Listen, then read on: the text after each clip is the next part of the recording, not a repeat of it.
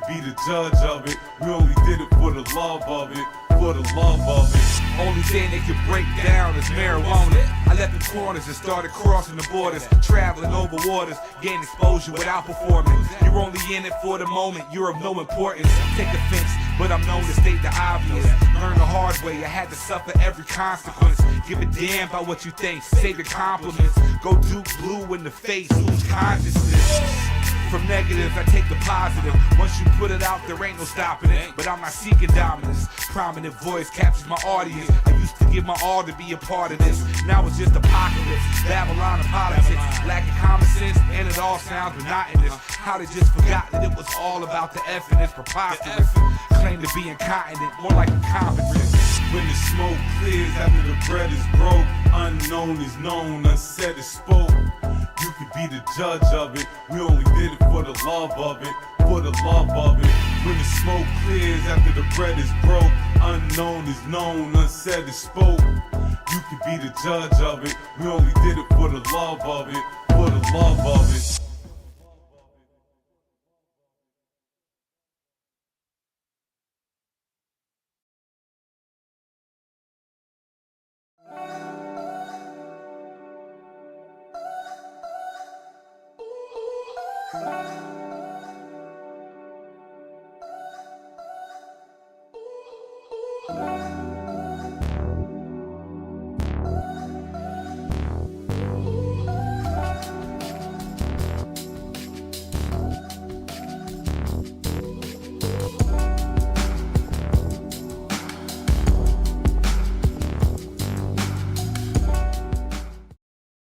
Hey, y'all, I got a great new album in the mail today.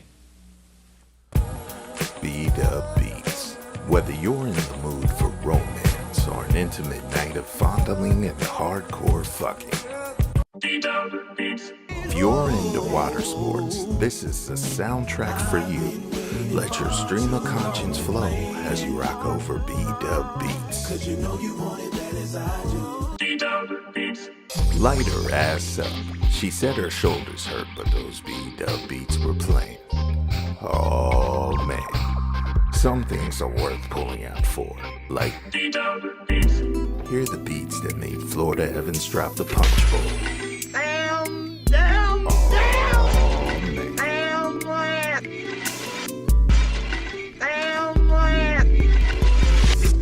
B-Dub Beats. fantastic album, man. Let me borrow it. No, my brother. You got to buy your own. North Carolina is my home, here where the Smokies rise.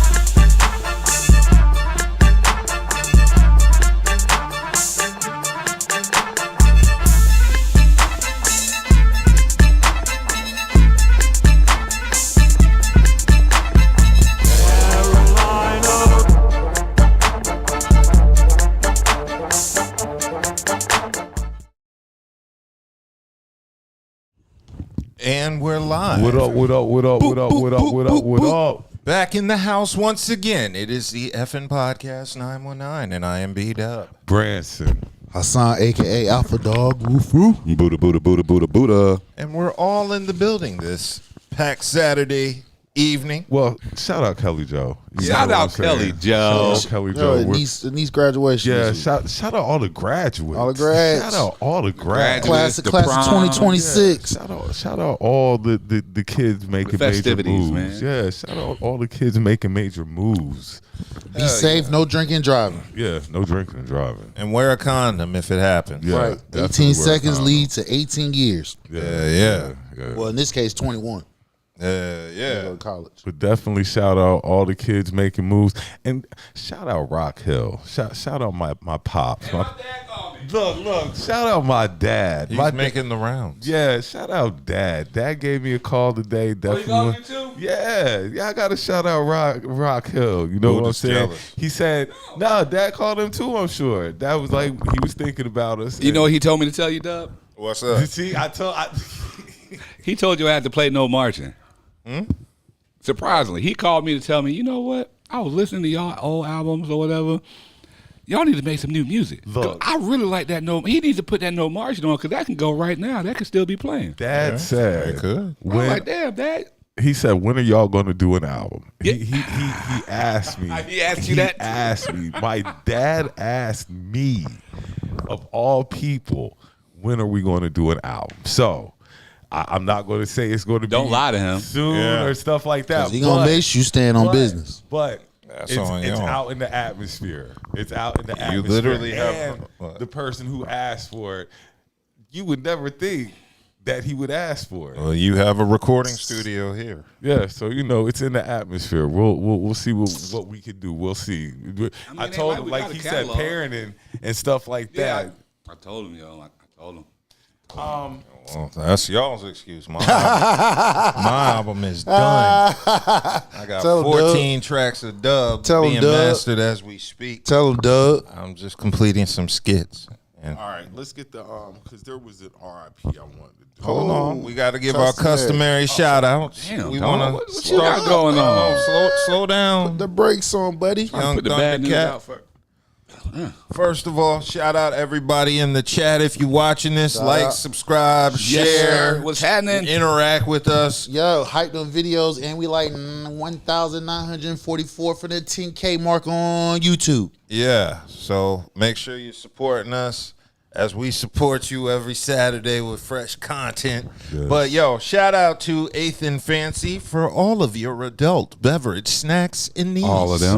Shout out. Then we have Dank Drinks, Dank drink. the dankest of drinks. Shout out. Then we have Crimey Dealers, Crimey. very crimey, very dealerish. Shout out. And last but not least, we have the local plug. Please eat The local responsibly. food. Local food plug. Shout Please out. eat Shout out. responsibly. Please.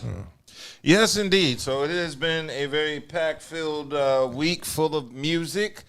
Chris Brown's album, I hate to say, flopped. We're not going to do RPs. Oh yeah, I'm sorry. Apologize. Well, we definitely got to give an RIP to Clarence Carter. yes, Yeah, he was stroking. Yeah, that one's a definite. Give an RIP to I'm Clarence gonna keep Carter. it real. I didn't know he was alive. Sometimes Words, real time. I didn't know either. I thought he had been passed. I didn't know either.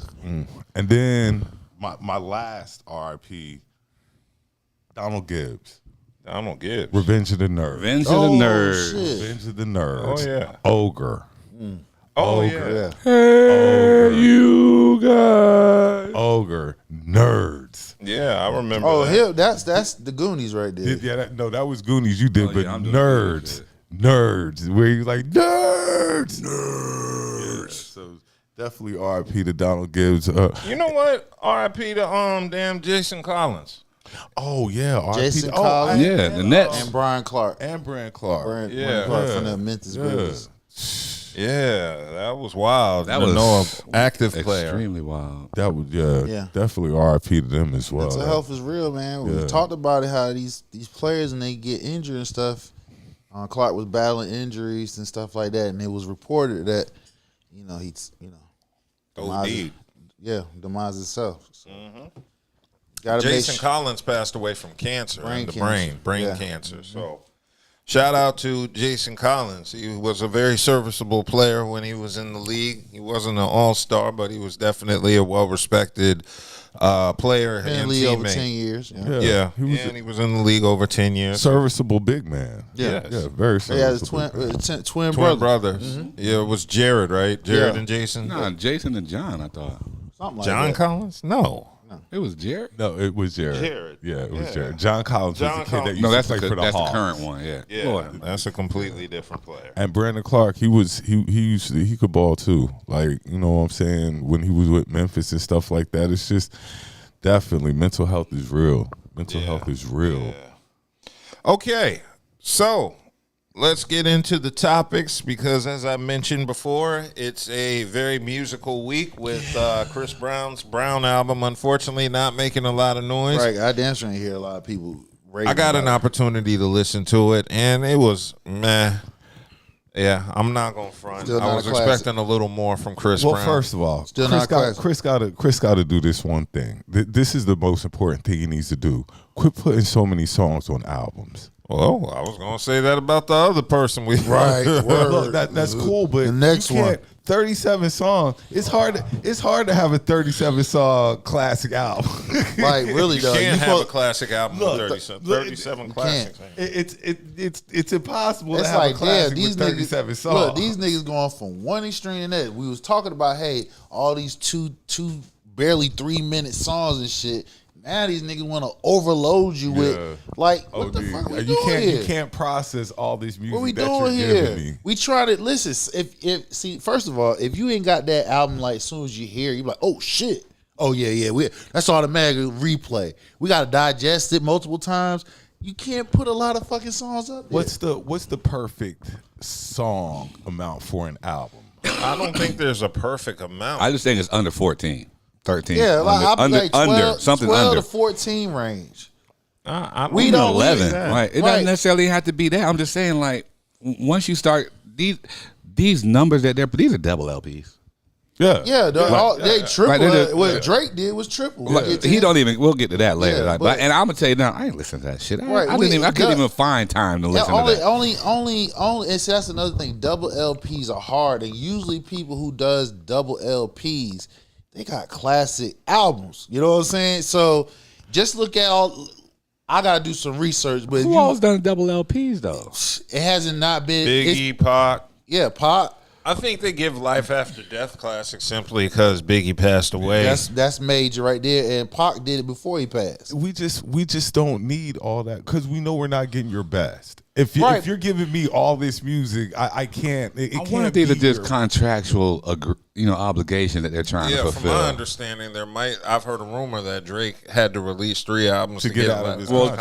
Well, we ain't talking about him. I'm just talking Yeah, about we're in just general, talking like the about way the Chris that, Brown thing just the and way all that these these things are going. Like it just seems like that might be what's happening. Yeah, they with trying these to hurry up, particular- and instead of breaking it up into different albums, they don't overload you with one. So if they overload you with one, if depending on how their contract is set up, that lets somebody. But They it's I shit. thought it was just to dominate the streams. That's what I thought it was, but it totally defeats the purpose because, like I say, you can't listen to all Well, this when we music. get to the next person and enjoy it. yeah, when we get to the next person, we go, Well, let's get to the next person. Yeah. So Drake dropped Iceman along with 2 other out. Did y'all know he was dropping multiple albums? Nah, I ain't know. we were just Like he going tried along to with look. We it. just talked about J. Cole with his stuff. Remember, everybody was so caught with just Iceman. Yeah, I didn't know about the other 2 albums he was dropping. I got through 1.5 of it.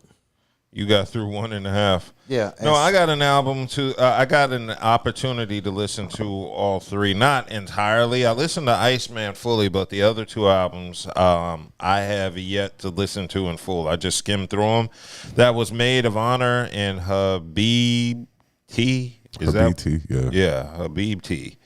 So I guess Iceman is supposed to be the regular hip hop album. Maid of Honor, one of them was the Euro dance album, and one of them was just underground R&B R&B-ish. album. Yeah, Drake melody is melody. melodic Drake. Melody So Drake. basically, yeah, I do think it was a lot to hit people with in one day. I think Drake would have been better off putting the releases, spacing them out. Nah, Drake proved what. Drake proved he's still that dude. Like Drake has 24 to 25 top hits right now. Yeah. He proved Those are he's people still, who are Drake fans. doesn't matter. It does. No, it doesn't. It does because doesn't. there's a lot of people. It's a lot of people that's not saying that the album is good. Hassan, regardless of what. No, it's not. You can't trust me. It was people Drake hate listening. Trust me, it was just as many people hate listening to this album as it was Drake fans. Trust me. Of course, because people want to hear, and that's the reason why the numbers is where it is, because people wanted to hear, is Drake gonna come back to himself? If he gonna drop, that's the reason why, the anticipation. So the numbers is inflated. And once people started listening to it, a lot of people like, yeah. We will see if it's Outside of Drake fans. Now, of course, Drake fans, they saying, oh my God, he the GOAT, all that other shit. But I've listened to 1.5. I mean, this is some GOAT shit he pulled off. This is Drake on The Weeknd. No, this is of course, because people wanted to hear. This is some GOAT. He had Spotify crash. This is like some kind of GOAT shit. No, it's not. It's when people wanted to. You waited 2 years, just like people. Somebody can say the same thing when J. Cole dropped his shit. When he dropped his, he had owned that moment. Because the anticipation of wanting to listen to them after the Slaughterhouse beef. Drake had more streams than everybody. More streams than J. Cole when we anticipated. You just said it. He dropped 3 albums all at one time. You're going to have the Drake fans locked in. And outside of Drake fans locked in, everybody else, whether you like him or not, wanted to see what he was going to sound like. And he sound like the same old Drake. He did. And one thing when we talked about a couple weeks ago, don't come out here doing no diss shit. That's what the fuck he did. I don't understand why not. Off rip. Why can't he? It's 2 years ago. You're right. I've sat and I've stewed over this shit for 2 years. 2 years. I've been writing every day probably about what has been going on in my life. And then you do a song. And you do a song with one of the niggas that started the beef. Right. That I kind of got a little problem with that. But But what do you expect him to talk about? I've been sitting on this shit for 2 years. And I don't think that's what people are really understanding. You always want rappers to tell you about their life. Mm-hmm. And y'all sat here and called this man a pedo for 2 years. People were dancing around. The whole stadium. The whole NFL stadium. Look, for 2 years. Right. And yes, Drake does sound, he still does. He sound hurt. Hard. Yeah, but I'd be hurt too. Y'all danced around for 2 years. Hey, Crip walking on me. No. He need to keep that Crip same. walking on me. He know what Meek Mills felt like when Meek Mills did him like that. Look, so what we talking about? Understandable. Okay then. So nigga, you can't win them all. Obviously, you can't win take them all, your fucking L. I want people to understand what else did y'all want this man to talk about? Come on, man. Y'all just wanted him to skirt past it because y'all wouldn't have let it die. We did let it die. Nah. We just wanted to hear the nigga. We just wanted to hear what he. We just wanted to see. We just wanted to see the nigga gonna snap back.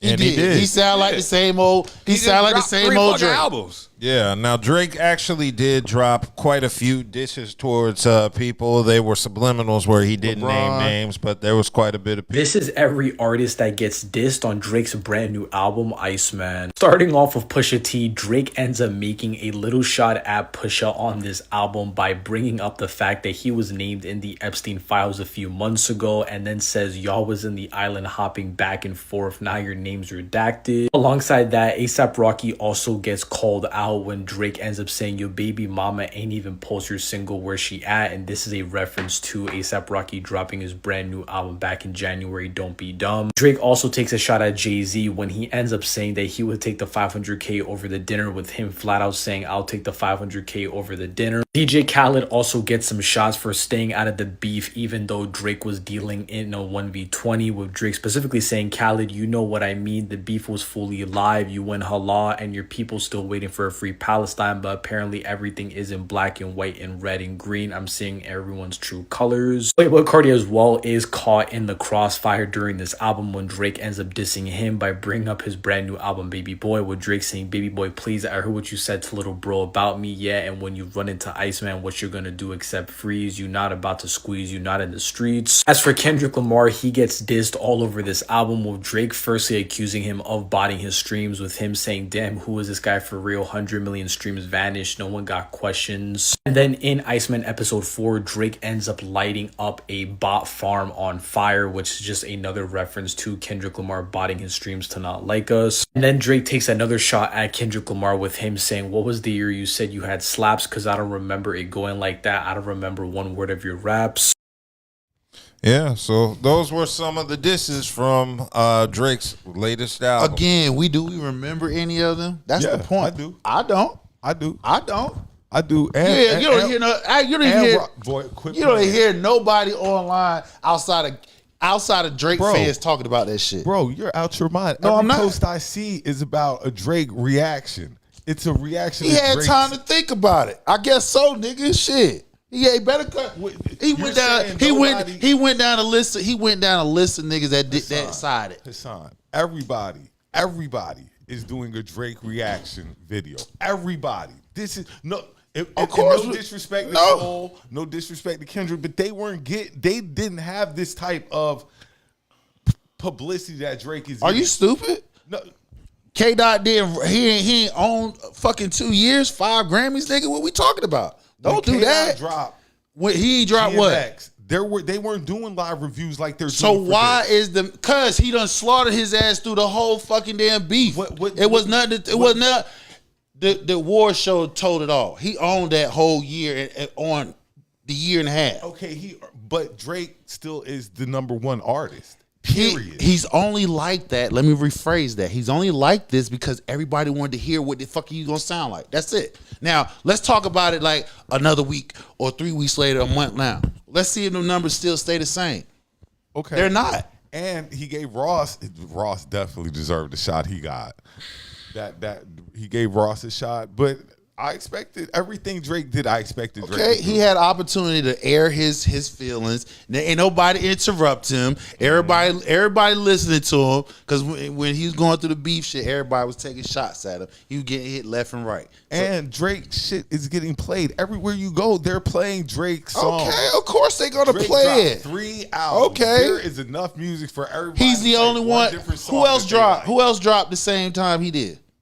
Nobody. Okay then, because everybody wanted to sit back and listen to him. So they gave him. It's not even that. They're not stupid enough. They knew that they to wanted drop. to get their songs listened to, and you weren't going to get Okay, no so plays again, with Drake. whether it was designed or not, people did not drop the same day he did. So now he got the whole weekend to himself by default. What?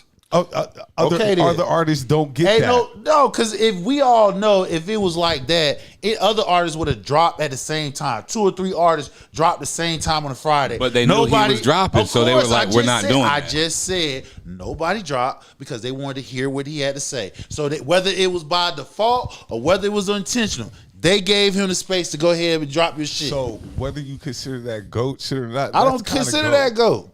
That's kind of GOAT. I don't care. I don't consider that GOAT. So they were scared to drop with him. I know they. So I'm just trying to get. Yes, exactly. Just like they were scared to drop. Hold on, I'm about to give you facts.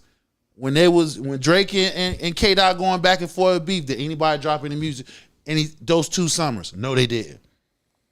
The whole industry stopped. So what you talking about? It's been done. Now he got the whole spotlight to himself. Just like when J. Cole dropped, he had that spotlight to himself. Did anybody else drop when J. Cole dropped? No, they did. Because they wanted to hear what he had to say. So everybody that's GOAT status on J. Cole. Right? I mean, okay, then. All right, then. He could kind of be held in that. J. Cole did it. Did anybody drop? When J. Cole dropped his double album? All I said was J. Cole. You just call it GOAT status. It is. And J. Cole. So when J. Cole did it, when J. Cole did it, right? Did anybody drop when he dropped? No, they didn't. I can't really didn't remember. Nobody did. Mm-hmm. Now, with Drake's release, he's broken 3 Spotify records. So, with the drop of Iceman, it's become the most streamed album in a single day in 2026, and the opening track, Make Them Cry, reached the same feat for the most streamed single. So that's the most streamed single in 2026 because it's the first track on the most streamed album of 2026. And the track hard. Yeah. And also the triple album drop also made Drake the most streamed artist in a single day so far this year. So he broke 3 records with this release yesterday. Also, he dropped that shit because again, he's working on to be the first $1 billion record deal. The first $1 billion record deal. If you look at it, Isaac III, he had said that based off of how J. Cole dropped all 3 of these albums at one time, somewhere. I'm sorry, my bad. My apologies. How Drake, excuse me. Drake dropped all 3 at one time. It forced a record label hand he worked himself out of contract. Now he's a free agent. And let that be a lesson to some of y'all that What? you can get out of contracts by Fulfilling the obligation. fulfilling the obligation. So he fulfilled the obligation by dropping all 3 albums at one time. So now it's a clause in his contract to now once he's out of his contract, he's a free agent. He's going to be the first artist supposed to have an opportunity to sign for $1 billion record deal. When that happens, that all the money that was going to the record label is going to somehow come back to him because he's going to end up owning all his masters on all the records that he And released. you still don't consider that GOAT shit? What? It's other people done stuff like that already. Mike, nigga. Yeah. Yeah. But let me was a tell you GOAT. something. Listen, bro. This is GOAT status. Go buy somebody else go buy their catalog.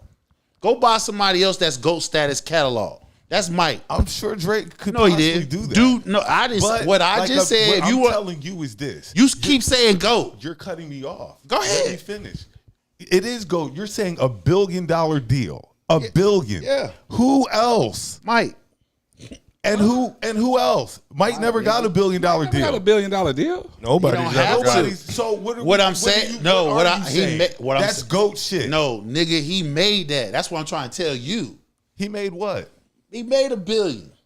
Okay, cool, but Drake is going to be the first Possibly. artist ever Possibly. for $1 billion deal. And you're telling me that's not GOAT shit? It's not. It is. I'm just like, God damn. I don't know what how. Like, and we're going to be honest. Like I said, some of the tracks on the albums, not my lane, but some of the tracks are hot. They are. Some of the tracks are dope, but it's Drake. Drake just If proved you got he is 30 something still- songs, nigga, you better have 4 to 5 songs. Chris Brown. I had ain't that listen to nigga. shit. I just saw throwing it out there. I just saw the reaction of what people were saying. But It was Drake not enough just for me to proves listen. That he's still the #1 artist, whether we like it, don't like it, and he's still the bar. Okay, now Charles in the chat said, bro, when Kendrick dropped, everybody was screaming out, turn his TV off and Thank you. Mustard. Yeah, exactly. And this just doesn't feel the same because nobody's doing that with Drake right now. Thank you. See how short? Do you see how niggas get short memory? You haven't given time. What you mean? It came out When Friday, and today's Saturday, and you're talking about nobody when saying K-Dot anything. shit dropped, immediately Bro. people was on that shit. Bro, If I'm lying, say I'm lying. if I'm lying, say I'm lying. just like I said, I just asked a question. I just asked you a these question. live reactions I just asked you a from question. Drake's, I don't remember Kendrick getting Are you that serious? much. Yes, I'm dead serious. So not like us. As soon as we heard that shit, nigga was like, oh, was it going crazy about that shit?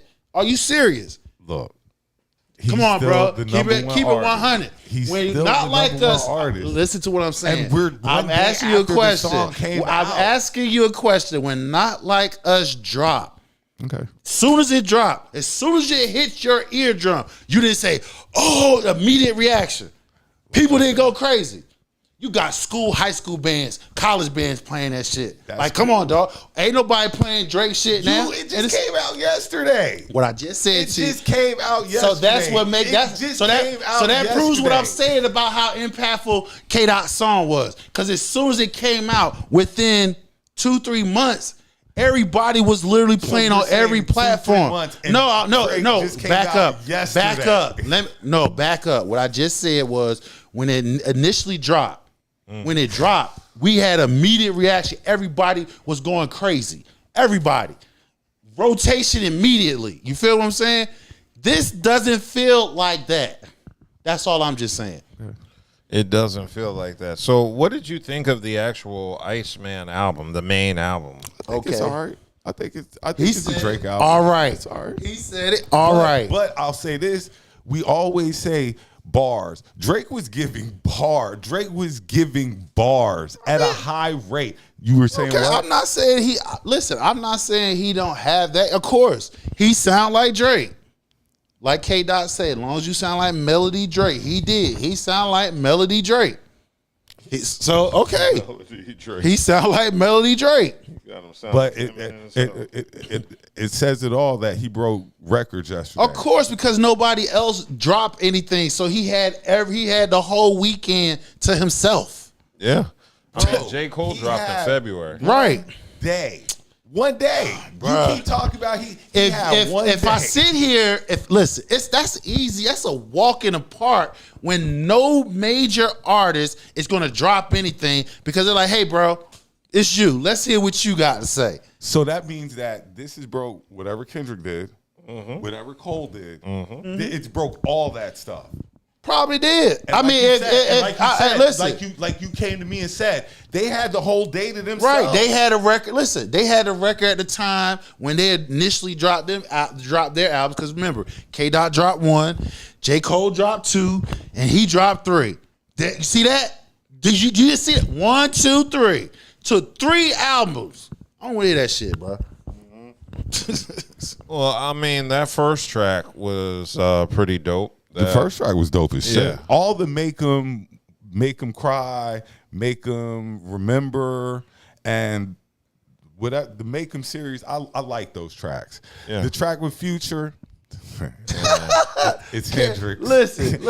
And like I said, isn't that diabolical that the one that set this whole shit off, you are doing the damn song with him? Like, real talk. And you ain't had nothing to say about it neither. But that's all I got to say. That song's gonna pop. That's all I got to say. That song's gonna pop. I just noticed how nobody made content about that. The person who set the whole beef off, who album that it was on, who had K. Dot on it, who gave him the intel of what you was doing in Atlanta, you doing a song with him. And you ain't got no smoke for this nigga. The song with Little Baby Hot. That's all right. It's a couple of hot songs. He got one with 21 Savage. Yeah, I meant 21. But this song is the album's all right. He's Melody Drake.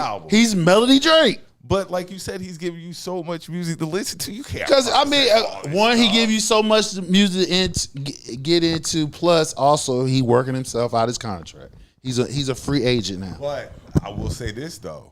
Now I'm interested in what you're going to do now. If these albums really get you out your contract, you know what I'm saying? And it's what now I'm interested in.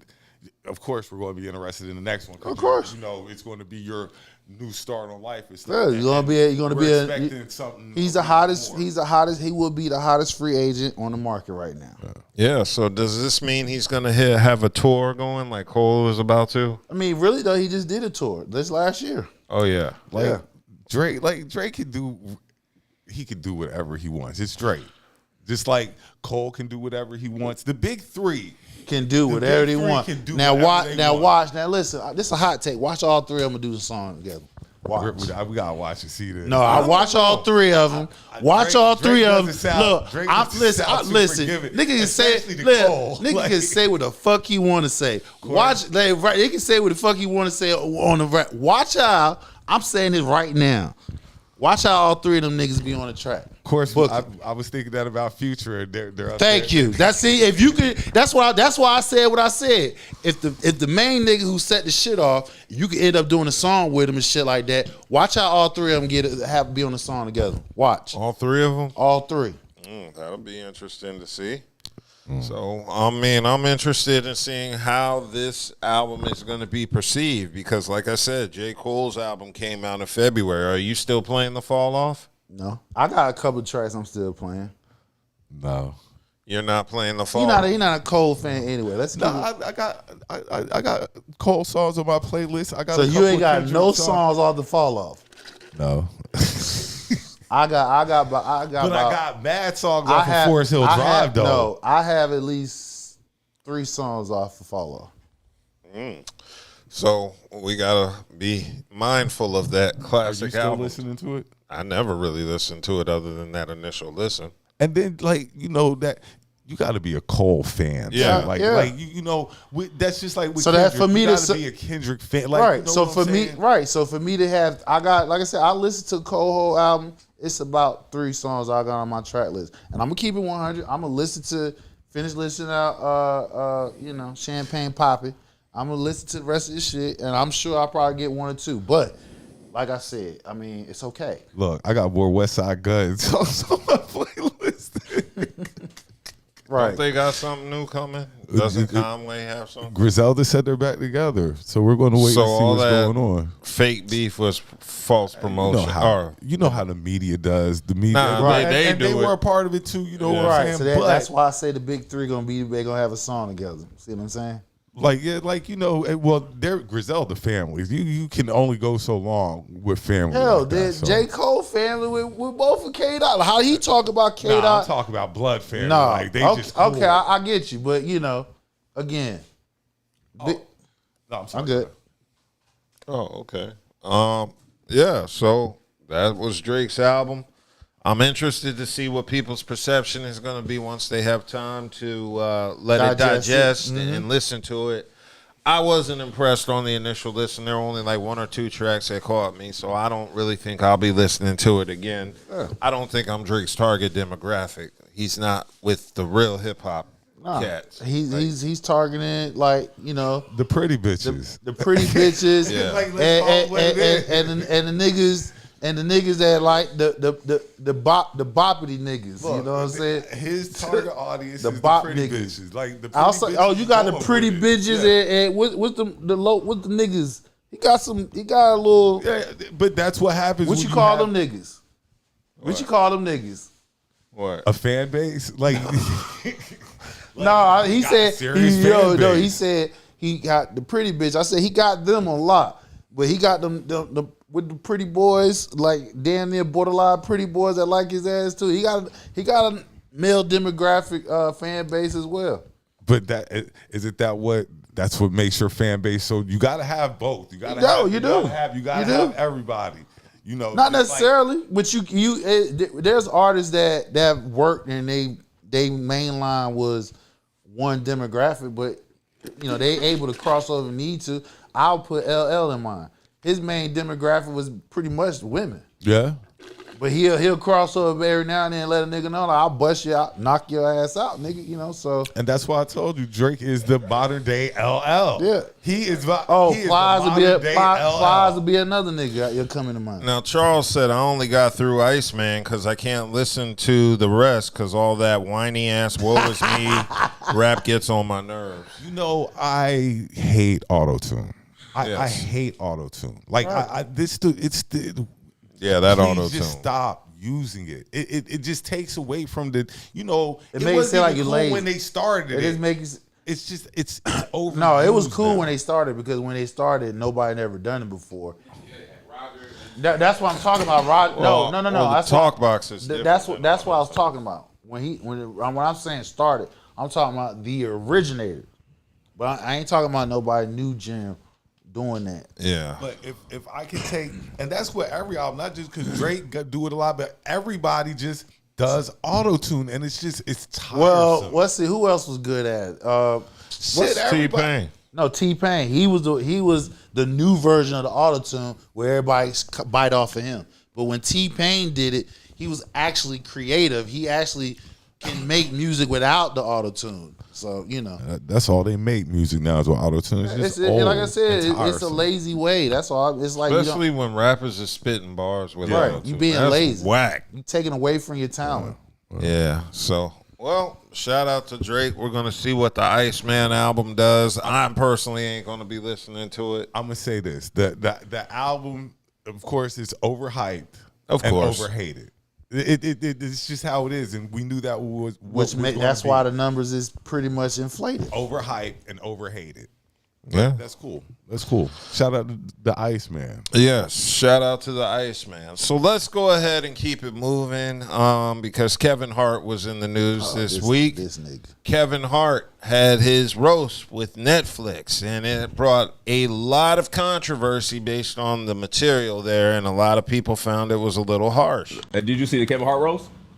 I cut it off. Yo, why you cut it off, B? Honestly, for 3 hours, it was long as shit. If you didn't watch it live, a lot of them niggas was too dark. Talking about the nigga, what's the shorty name? Husband commit. Yeah, shout out to Sheryl, Auntie Sheryl. She a real one. That was crazy. I'm like, it was crazy. And I love me some dark humor, but hey, I ain't gonna lie, that George Floyd shit was crazy. I thought that was crazy. Yeah, that was. I never liked the roast though. I don't.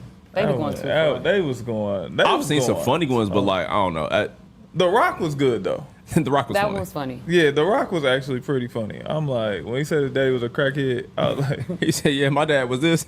Look at your dad." He said, "I know what a good picture. Let's show this one." There was a mug shot. Yeah. That was funny. Yeah. That was some funny ass shit. Chelsea Handler was funny, but like, yeah, some of them dark jokes, I was like, all right, bro, I'm like, y'all niggas is filthy. we I get off the just don't stage. see what George Floyd had to do with anything. That was crazy. That's all I'm saying. And I don't want to be Dr. Umar here, but it's like you said earlier, bro. It's crazy. A lot of shit they let ride with black people, bro. I'm hopeless. Yeah, so that was Jeff Teague and his podcast reacting to the Kevin Hart roast. And I had an opportunity to view, not the entire thing because it was 3 hours, but I got an opportunity to see about half of it. It was very harsh. There were funny moments. Of course, to me, the highlight was Cat Williams doing his set. You could tell a lot of those jokes had some truth, or at least Cat's truth. He wanted to get a lot of that shit off his chest. And I liked his set. His set was probably the best thing from the entire roast. But the roast was controversial just because there were a lot of white comedians, and like Michael Che spoke against the white writers being a part of this. He took to Instagram as he pulled out of the roast, and he said black people and white people roast differently. He said black people roast by saying, look at your shoes. And he said white people roast by talking about slavery and the civil rights movement. And Michael Che was one of those people who was just very upset at some of the material that was written for this roast. Some people are calling Kevin Hart a sellout or a coon from the way he was smiling throughout the roast. A lot of people have been upset at some of the jokes. Tony Hinchcliffe, he made a George Floyd joke.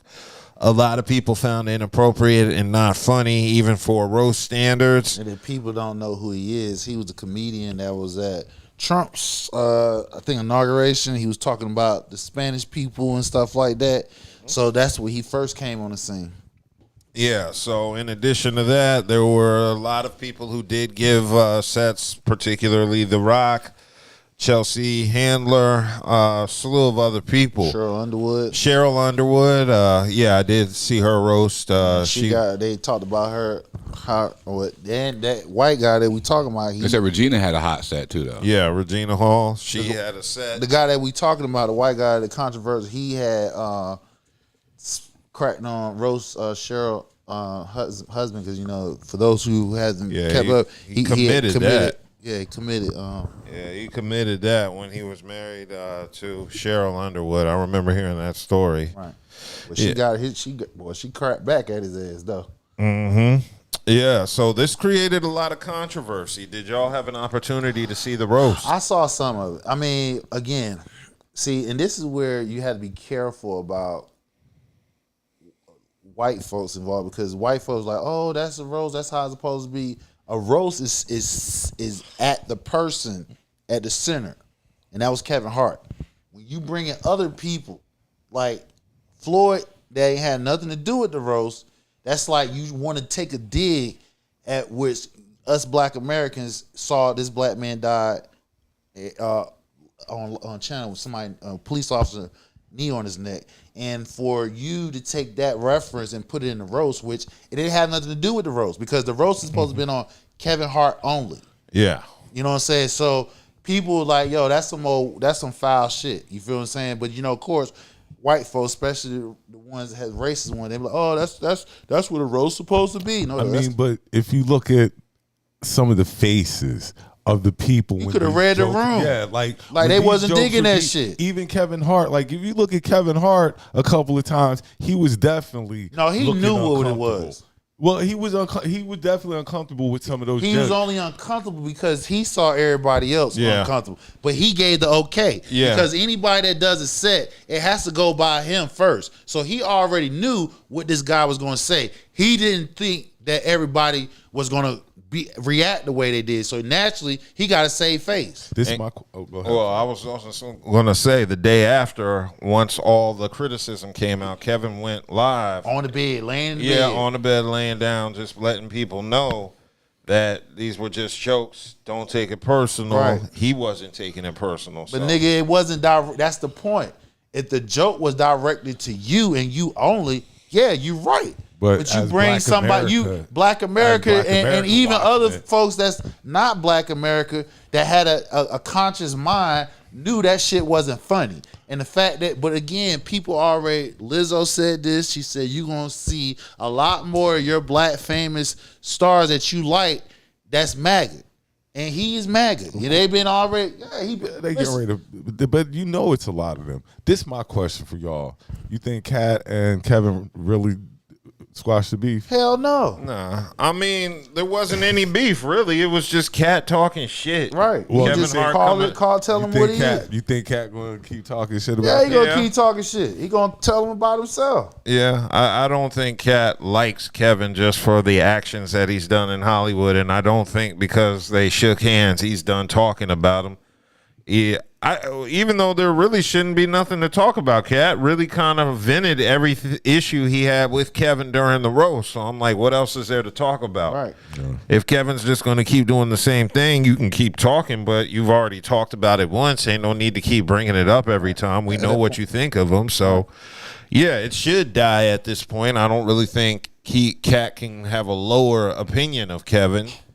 You know, It's pretty much at the it's pretty much at the bottom. I Right. mean, You had a Kevin whole was, set to roast this nigga. yeah. I mean, other than that, you know, Kat could probably get personal or something after this. Which but then now make him look bad and be like, damn, nigga, you a hating ass nigga. yeah, now there have been a lot of people defending the roast that were part of it, like Sheryl Underwood. Sheryl Underwood, who has been vehemently defending the roast, saying, Yes. you know, saying that it's an opportunity for her to discuss a lot of issues out there that she wouldn't be able to discuss if it wasn't under the guise of comedy. So she was on TMZ talking to the TMZ folk, just defending the roast, saying it's comedy. And in a sick, sad way, I kind of agree with her. I don't believe there's a point in getting upset with all this shit. Even the George Floyd joke, which I thought was inappropriate, and that should be voiced that it's inappropriate, but that's like being under the guise of freedom of speech, though. What you're saying, Again, yeah, it is freedom of it's speech. freedom of speech. So if you're going to, but it's not freedom of if you- action, though. Okay, so if Correct. you, You're not free from consequences. right, Yeah, exactly. exactly. That's The what consequences gonna come regardless. You can do it. Long as you willing to go through the consequences behind doing that shit, then hey, by all like means. Dub says though, like under the guise of comedy, I will allow, yeah. I mean, under the guise of comedy, I'll let anything pass, but you got to be accountable for what you do and say on that stage. Right. And again, my only issue is it didn't have nothing to do with the roast. The roast is supposed to be centered on Kevin Hart. That's the whole purpose of the roast.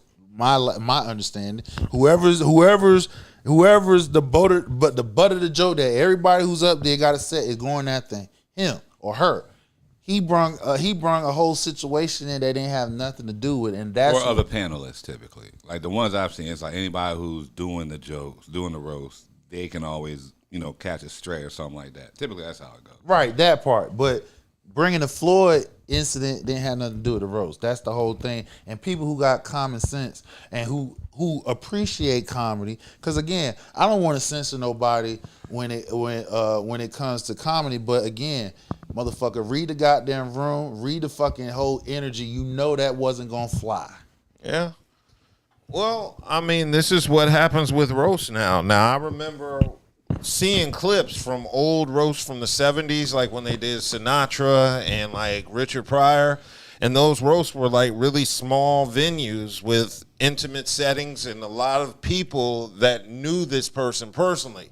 Everybody who was telling jokes knew this person, and a lot of people in the audience had connections to him. When these roasts went on to Comedy Central, I think they went too mainstream. Right. Because I remember watching those roasts on Comedy Central. That's who made them mainstream. And Correct. I remember those being events 20 years ago when niggas would come over my crib. We would It smoke was L's, big. drink, It was a big and sit thing. around the TV Yeah. and watch the roast. It That was was a big like an thing. event. Yeah. That was like a sporting event, the playoffs or something. So what happened was once they went mainstream, all that intimate shit went out the window, and it went from who knows you to who's gonna bring the audience and who's gonna throw the best roast. Who's gonna say the most raunchiest shit? It just became button pushing and all that stuff. Who coming to get this check? Yeah, Who coming to get this check? Basically. Now we're at a point where you're inviting just people who are going to draw attention, not necessarily people who know the person getting roasted personally. They're just drawing attention. It's to too the event. commercialized to the point where we have issues like this where people are purposely getting up there just to be controversial. It's not about the person getting roasted anymore. It's about bringing attention to themselves. Well, it's about white people getting away with shit where they can't get canceled. They want to diss black folks, and No, I get it. Yeah. So, I mean, with these roasts now, I think they've jumped the shark. They've gone over the ledge. They've gone into a different territory. Now, me personally, I don't get offended at it because at the end of the day, these comedians who do this shit, they're going to have to face the consequences for the things they do. You can have a funny set that's racist as hell. It's not going to stop people from thinking you're a racist. Correct. So, you can go out here and do these jokes. And again, when I stress to people about racist, right? Yeah. There's difference, okay? White folks can be racist. Black people can't. Like, what do you mean by that? Because we don't have the power to change somebody's life. If a white person can go out, they in the most powerful positions as of right now. So if they can say, hey, nigga, we don't like you to wear your hair a certain way, guess what? They make a law saying that you can't wear your hair a certain way. What they do in certain schools, dress code.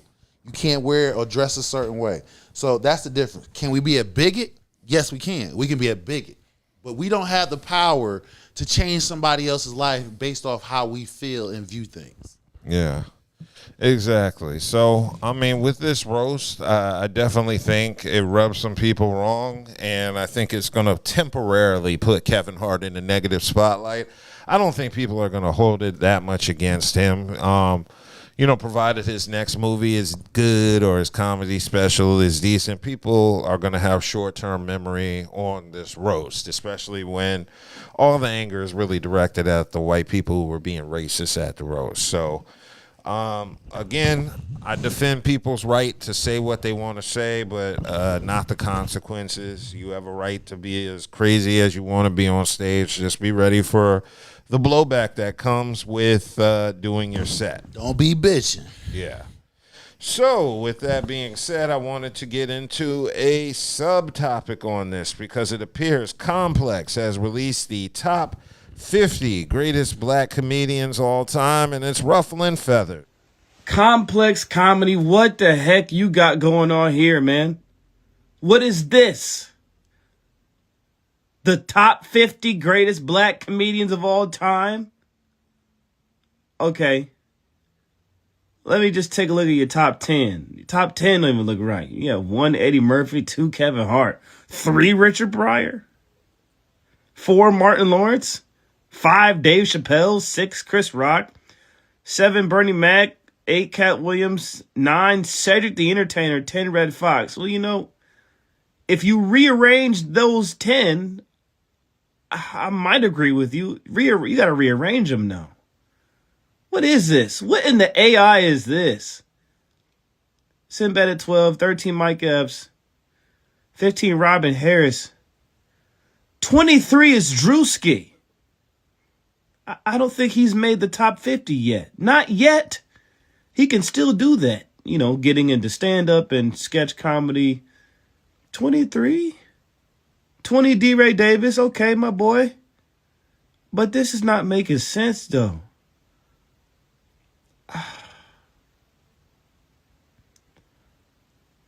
I gotta get this out of my face, man. Yeah, so he ain't lying. Yeah, Complex, top 50 greatest black comedians of all time. I don't necessarily have an issue with the people they picked, other than T.I., who I think should not be on this list at all. T.I. number 48. Be on this list at all right now. Yeah, I don't feel like Drewski should be on this list either. But I'm not mad at the other people they picked. Like maybe 48 of them. Well, maybe about out of 50, I probably agree with about 40 of them. I just don't necessarily agree with their placement of where they are. Right. So they have Eddie Murphy number 1, Kevin Hart number 2. Which Wrong. I definitely Definitely disagree. don't agree with that shit. Richard Pryor number 3, Martin Lawrence number 4. Richard Pryor should be 2. Yeah. Dave Chappelle number 5. Put him at 3. Chris Rock number 6. Bernie Mac number 7, Cat number 8, Cedric number 9, and Red Fox number 10. And that's the top 10 with Steve Harvey coming in at 11. Now, I don't agree with the order. Mac? Bernie Mac is number 7. Okay. Only now the top 10 out of those, I take Kevin Hart out of the top 10. I would too. I'm gonna throw a name. I'm gonna throw a couple of names that weren't mentioned. Who? Hamburger. Oh, come on, man. Hamburger. T.I. deserves to be up there before him. No, but you said T.I. deserves to be up there. Hamburger. Lonzo, what was his name? but- Hamburger Williams. Yeah, I thought he was funny. And then I'm gonna throw a name out there. People might disagree, but he was funny. Bill Cosby. Yeah, Bill Cosby. Yeah, He's Bill not on Cosby his- should be on this list. He's not on this list? No. I don't think What? he's on this list. He's not that's on this dumb. list. He should be so on this he- lets you know white people Right, put it exactly. together. He should be up here on this list. Yeah. And like that was He could be top. You can make an argument for him to be top 10. Hell, He top should 5. be top. Yeah, top, top 5. 5. Real talk. Yeah, so He inspired about a majority of this list. you making a list without Bill Cosby up there for comedy. You can't make a do list it. without Bill Cosby, Cosby on Ray there. Red Fox, and Richard Pryor. Yeah, you can't and, do it. And Eddie Murphy. You And with the cannot. exception of Red Fox, Bill Cosby inspired all of them. Because even Richard Pryor came out trying to be Bill Cosby when he first hit the scene. So Bill Cosby just inspired about 49 comedians on this list. So Bill Cosby is definitely a top 10 comedian. Yeah, top 5. Or top 5, wherever you want to put him. I like y'all said, the placement in the top 10. You got to take Drewski and T.I. off completely. Yeah. You got to take motherfucking Kevin Hart. He doesn't make top 25. I'm not going to say that. Yeah, I'm going to say that. Kevin might be This top. this is the reason outside of being funny, right? All these other comedians took some type of stand on black issues.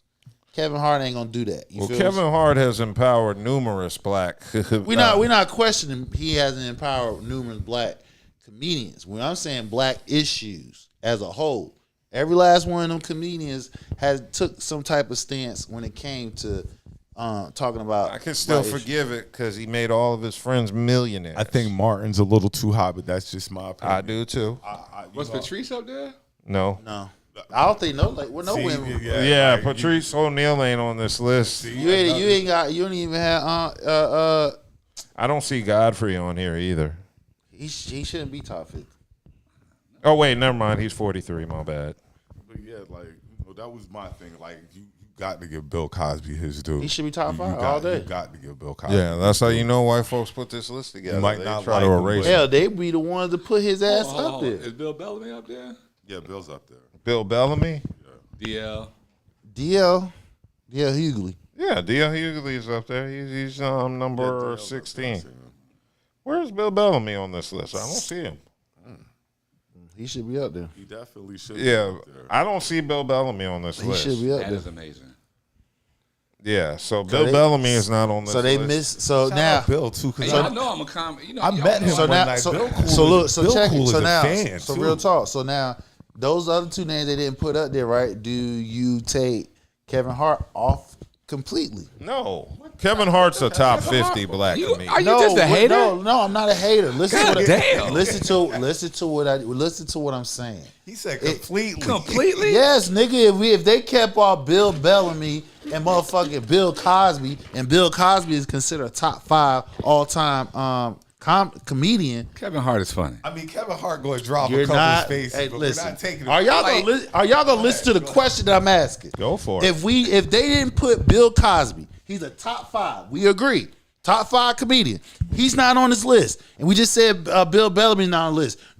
Can we take Kevin Hart off and then put? Well, No. God damn. I dare. When it comes to Bill Cosby, he can That's come what off. we're telling you. I mean, he could come when it comes to Bill Cosby. You are kid. definitely trying to get a hot take, but you're jumping way off the ledge. How I'm jumping off the ledge with Bill Cosby? Bill Bellamy's dope, but No, wait a minute. Not as funny as Kevin hold on. Hart, I want though. to Kevin Hart funny. How Kevin Hart has his moments, but I don't time think out. Bill Bellamy. How am I jumping off the ledge? How I'm jumping off the ledge when I'm saying we agree that Bill Cosby is a top 5. How do you get all the way to taking this nigga off? Because Kevin he wasn't Hart on the off list. the list? No, Because Bill Cosby wasn't on the list at all. How do you get just because they're not on the list?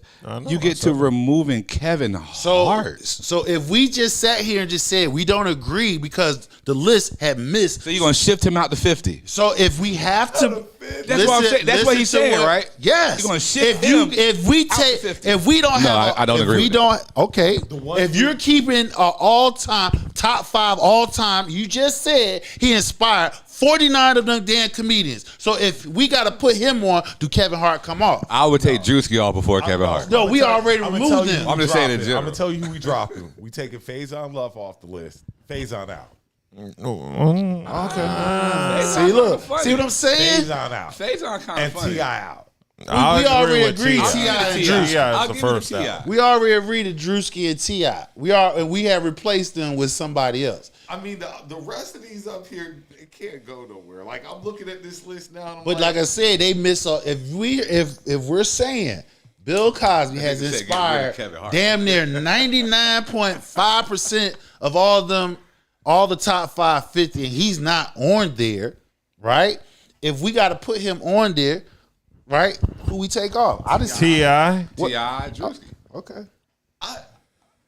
I just said my thing is I would replace that one. Replace those two with Bill Cosby and I go with Patrice O'Neal over there. That's why we ain't I got would do listen. Patrice. And that's what I'm and that's what I'm saying. It's some female Ain't that better? and that's not up there. Ain't that better? Patrice O'Neal definitely needs. Right. So then we got some females that's not even up there as well. So So like who's missing? They got enough of them up here. Yeah, they got all the memorable female They comics. showed the women some love. Some more up here. Yeah, Wanda Sykes. Yeah, Wanda, Tiffany Haddish up here. Sheryl Underwood up here. Adele. Givens. Like they where they give at some though? love. Where they ranked? They up here. Like you just want Samora is the highest rated female comic with number 17. No, I'm sorry, 14 is Monique. Monique is the highest rated female comic This on is here. the question I was going to ask. She is definitely. Has anybody ever seen a Drewski stand up? No, he He don't doesn't do stand up. He does the skits. Then that's why I could see him being replaced. Well, no, it's black comedians, not stand up comedians. Well, Just saying, everybody up. But here they is- like I said, they missed not having Bill Cosby up there or Bill Bellamy up there. So that's 2 already. And Patrice. And Patrice. So that's 3 up there. They missed automatically. And you can move Sinbad up that list a little bit because Yeah. Sinbad's a funny. Where he at? Sinbad is number 12. He's up there, but he could be in top So 10. now, Sinbad, hilarious. now is Sinbad? He's more funnier than Kevin Hart. Yeah. Okay, so do Kevin Hart drops out of the top 10? No. Who's in the top 10? Sinbad is funnier than him, and like I said, Bill Cosby's not up there. So both of them, we got 2 right now that can go ahead of him. He got to drop. Who else we not dropping? Cedric the Entertainer out of number 9. I would not even. He's funnier. Cedric the Entertainer is funnier than Kevin Hart, and his movie, in my opinion, his movies is funnier than Kevin Hart. Yeah, no, I'll give you that. Okay, then. So Lots we of can't, people's movies. right? So again, we cannot move everybody else that's in that top 10. They can be shuffled in that top 10. They don't be moved out. Now Kevin Hart is the only weakest one up there. That's all I'm just saying. And they didn't put Bill Cosby up there, and we just agreed that Sinbad can go up. That makes him come down. Consider he's the weakest one out of all the other 9. That's all I'm just saying. Looking at this list though, the top 10 are powerhouses. Like just Not in the right order. just not in the right order. But yeah, they're powerhouses. I can't put Martin. As much as I love DMV, Martin Lawrence, I can't put him above Dave Chappelle, who's also DMV. I don't think Martin. I think Dave definitely deserves to be higher. But then, at least over Martin. Hell, he could be. He's supposed to be. Is he supposed to be over Kevin Hart? Yeah, I could put Dave Chappelle over Kevin Yeah, Hart. I'm sorry if I sound like a fucking hater, but he's funnier than Kevin Hart. It's not a sound. It's 50 1 week. It's not a sound. It's not a sound. God damn. I'm just saying. Kevin Hart this week, but yeah, I don't disagree. Kevin definitely could come down. He could drop some. He could come out the top 10. I'm just calling it like it is. He can really drop out of the top 10. Agreed. Well, overall, it was They missed. It was a B. It was some misses. Yeah. It was mostly hits. So I'll give them. Right. In terms of what they picked, It's an F without Bill Cosby. It's an F. 'Cause like you said, he's top 5. Yeah, you left him off. Left him off. It's an F. And Patrice, that really does it right. It's an F. Right. Because you left off two not good. Those are powerhouses. If we just said he inspired 49 of them and he's not on the list, you fail, It's nigga. an F list. It's Yeah. an F list.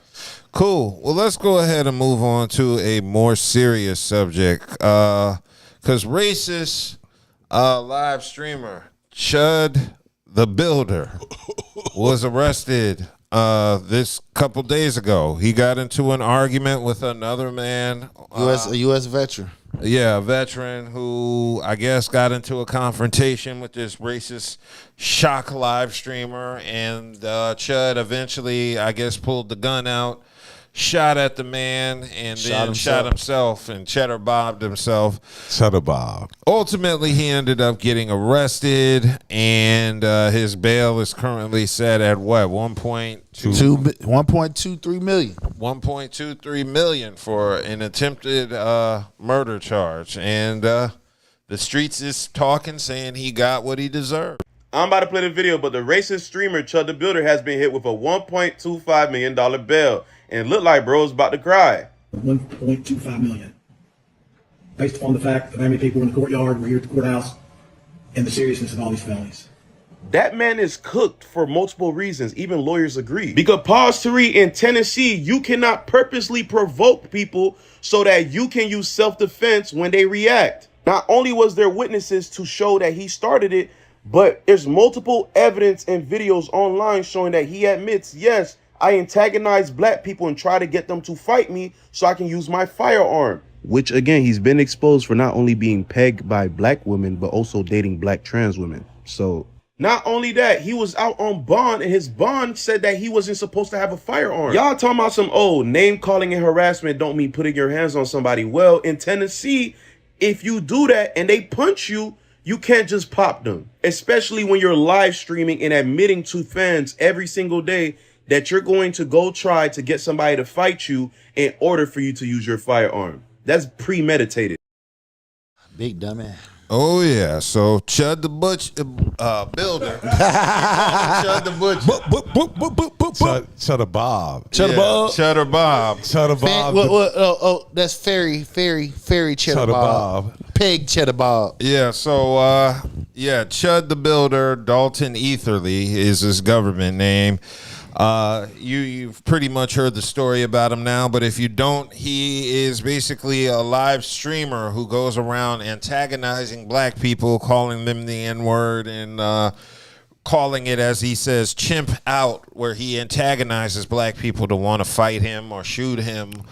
And he's been going around his little area in Tennessee harassing black people randomly on live streams, shooting them with mace in the face once they react and get close to him, pulling a gun out and showing a gun by his side, threatening people while antagonizing them. So I guess he found the right one this week, because he got into it with a Marine, or was he a Marine? Or yeah, he was a U.S. vet. He was a U.S. veteran. Yeah, and the veteran, I guess, got into an altercation with him physically, and he pulled the gun out and tried to shoot the man, and he shot him. And shot himself at the same time. And of course, mentioned before, he was arrested for attempted murder. Dummy. See, and what's crazy is it's hard enough being black. It's hard enough being black just on a day-by-day basis. Just with the things that we have to go through. And then you have somebody who's out here willingly antagonizing, going out his way to antagonize black people. Yeah, now the victim is named Joshua Fox. He is, of course, black. He's a disabled veteran and loving father of 3 amazing children whose life has been severely impacted by this injustice.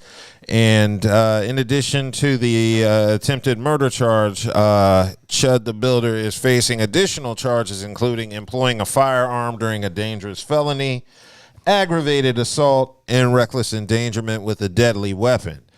And during his arraignment and bond hearing, it was set at $1.25 million for his bond. And based on the fact of how many people were in the courthouse over here at the courthouse and the seriousness of all these felonies, that's why the bond was set so high. And he showed up wearing his traditional, I guess, prison suit. And attempted criminal homicide carries a possible sentence of 15 to 60 years in Tennessee State Penitentiary. And now I'm locked up in the county blues. And no, they gonna get his ass. You know the saddest part about he gonna be in PC. The saddest part about this is that he had a GoFundMe. Yeah, and it surpassed the goal. America being America. America being America. You know they're gonna. You know there's somebody gonna look out for us. It's just so sickening. Sometimes. No, but what that tell us black people and everybody else? Y'all better stick. If this is not the time to say we got to stick together, I mean, look, it don't matter how racist it is. He got other people with deep pockets gonna come with that bread. Mm-hmm.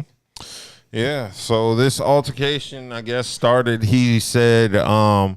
He recounts walking past a group of people who Chud said were laughing and pointing at him. He said he was told to walk away by one unidentified man in the group, who then approached Chud saying, "I have PTSD." He said, "You start saying all that chimp out shit to me and I'm going to hit you." And he hit me. He started wailing on me even after I had to defend myself by shooting him. That's what Chud said in the video. And Joshua Fox, who officials say was initially detained, was then released and flown to Vanderbilt University Medical Center and underwent emergency surgery. Chud was wounded by gunfire and taken to the hospital too. And that's so far where we're at. So he's going to remain locked up for quite a bit of time, no matter what. It's gonna be somebody gonna come with the money, but they're gonna have some serious restriction because didn't you say he was already out on bond? Mm-hmm. He was already out on bond, and he had a gun. So, you know, one thing for sure, he gonna have the best lawyer and all that stuff. But we're gonna see. Yeah. Now his preliminary hearing is set for May 26th. So I'm interested to see what's gonna happen after this. Oh, but his whatever he was that's done. You can't do that no more. You all that chimping out and going around antagonizing black people, you done. You can't say. I mean, like I said, he got an opportunity now. If they raise the money if he had a GoFundMe, and they raise the money like you said, that means he gonna get a top end lawyer. Yeah, but he on attempted murder, right? Yeah, but he got a bond though. The point is, you just said he had a GoFundMe that reached over $1 million, right? Yeah. Right. So that means. It was 170,000. I think it wasn't $1 million. Somebody, like I said, real talk. It all depends. I wouldn't be surprised somebody come and bail his ass out. If Trump can sit here and say, Twitter, look, I need y'all to raise my man Giuliani debt, and that shit happened just like that, yeah, somebody gonna get his ass out. Well, don't be surprised. They better hurry up and get him out because he tries to say chimping out. Oh, he in PC right now. He ain't around a bunch of motherfucking dudes. Real talk. Yeah. They gonna make him. And look, especially they found out he get pegged too. Oh yeah, they gonna get his ass. He ain't gonna be in Gen Pop. Nah, he gonna be in PC because once the word got out, you fairy. And you like getting pegged and you mess with, they gonna get the word get out of jail. Yeah, boy, that shit. So he's already screwed up with the white supremacist groups that could have protected him inside the pen. Right, because he fought with somebody black. Well, yeah, that and a trans. Well, also the fact that he's a live streamer, which means he's a snitch. So he's the type of person that will snitch on the white supremacist group for maybe personal items and luxury items and shit. He's that type of person. So he don't seem loyal at all to anything other than himself. Yeah, he was trying to get a payday. He's not even loyal to his kid. I heard he was a deadbeat father, and he's just using pictures of his son to garner money on the GoFundMe. So they said that's not no good reports about the mom of the kid changing the kid's name, everything. Like, you know, but it's just, is this what we've come to? Like, this is so. When they fucking sad. sit here, the Supreme Court is doing the whole bidding for the damn president and strike down the voting rights. Yeah, Trump empowers people. Like they are empowered by Trump. This is so disgusting. I mean, this guy could be well, he's too young, but he could have been a January 6th. I mean, all day Trump is empowering these people to go out of their way to do it. So it's like sickening. The point is, again, it just showing y'all Black Americans in particular stick together. Like, cause you know, sir, you ain't going to certain places doing this stuff, and that just lets you know what he was doing, because I'm sure there's some hoods in Tennessee, and he ain't go to Memphis. He ain't go to Memphis. He definitely ain't go to Memphis. No. Not no part of Memphis is safe like that. He was in Nashville. Oh, they would shot his ass. But I'm sure there's spots in Nashville that he didn't go to the right he spot. didn't He go. knew where he was Listen, going. he didn't go to no hoods. He was like in downtown Yeah, he type was like area. in 5 Points. Yeah, that's You know where what I'm he saying? was. He was in the downtown Vista, area, where we the district where the police is not too far. He know what it was, because he took his ass up in the hood. They would have shot his ass on sight. Fuck, you got a gun, nigga. Where the college at and stuff. Niggas wouldn't give a fuck. He got a gun. They would like, all right, we're gonna see what you're gonna do with that shit. And take your gun. Right now, this is prior to a couple days before this, where he was arrested for not paying the bill in that restaurant in Tennessee. So he was asked by the restaurant staff to not live stream or be disruptive inside of the establishment, but did so anyway. So he was told to stop live streaming. And when he refused, he became disruptive and started making racial statements, yelling and screaming. And his bill was a total of $371.55, which he refused to pay. He said, "I'm not paying if you're kicking me out." And he was taken into custody a few hours later. And he was also charged with resisting arrest for pulling his arm away when officers tried to place him in handcuffs. He a troublemaker. Yeah, but was then arrested without further incident, and he was later granted release on a $5,000. So you were already out on bond. He's out on bond, multiple charges. So you definitely might be in some trouble. Yeah. You might be catching some time over this. No, he's catching some time because they want to set an example with him, because there's already copycats popping up around Tennessee. So you got to put the smack down on the sentencing with this guy. It's one thing if you got all the followers and you got money behind your name. He's a broke ass streamer. You feel what I'm saying? So if he had money behind his name, then he would have worked that shit way different. He would have been treated different, but he's not. He's an actual troublemaker, because outside of him calling, blacks, racist term, he's not even paying his bill eating. He's getting money for all this and attention, so he's getting his little endorphin rush off of doing all this crazy shit and getting feedback. Me personally, I don't understand his logic, because he's trying to say it's an exercising his amendment and his First Amendment right, and he's trying to make it seem as if black people are, more sensitive than any other group. But I'm saying you're in America, a land with millions of guns, and if you're targeting people based on race, it doesn't matter who these people are, whether they're white, Latino, or something. They all packing heat. Eventually, you're going to get shot by somebody for fucking with them. And to me, that's not a race thing. It's an America thing. And why? Like, go do that to Hispanics. Go do that to Arabics. Why? It's always the black people that they pick out that we're going to try to do some type of stupid ass scientific experiment. Like, go mess with these other races. Like, like I said before, black people, we go through enough as it is. Yeah, it's only two. It's only two dominant races on this planet: white and black. Black and white. That's it. Yeah, that's everybody's it. An offset. Everybody's offset from us. So of course, whites feel inferior of us, because why? Nigga, we can be outside all damn day. Yeah, that's why Superman can't be black. Exactly. Superman can't be black. Superman can't be white. Superman cannot be white. Exactly. Superman cannot be them white. niggas couldn't be in the sun. Exactly. Superman cannot be need white. that sun. White people lie about everything. Listen, white people. When they sit here and tell you Jesus is white, you feel what I'm saying? They'll tell you anything. Right. Like, nigga, he's in Africa. You say Jesus white. Like, come on, bro. White Like, people tell you anything. Soldier Jesus white. Right. We keep going. We just keep going with it. Right. Yeah. So, Chud, yeah, he's gonna have to do some jail time, I think, regardless, because he shouldn't have had that gun, right? Isn't he? No, he wasn't supposed to have a gun. Hey, he was out on bond. I got 2 words for Chud. Peace, nigga. Yeah. Peace, nigga. And he ain't gonna be in Gym Pop, so he's just gonna spend this time, however long that is, and yeah, peace. It's gonna be very bad. He's going to be. He's gonna be somebody biatch. Yeah, they're going to be itching to get to him. Oh, hell yeah. They're going to be itching to get Listen, to him. they can get to your ass in PC too, nigga. Like, come on now. Yeah, that is who motherfucker who served the food to you? Fucking Black inmates, people. nigga. They're going to be itching to get the Chud. Right. And nobody deserves it more. You asked for it, and now you get Bro, it. as soon as word get out where the fuck you at, you know what I'm saying? It's gonna be a nigga that's gonna bring your goddamn food. Don't think they ain't gonna get his. They gonna get his ass, bro. Well deserved. Awesome. We can only pray for the best and hope our crooked penal system punishes him, just like them trannies with strap-ons did. Pegging his ass. Pegging his fairy ass nigga. Yeah. All right, let's go ahead and move on, cause yeah. All right, let's go ahead and move on because Dr. Bryant has been in the news She's this not week. a doctor. Okay. Damn.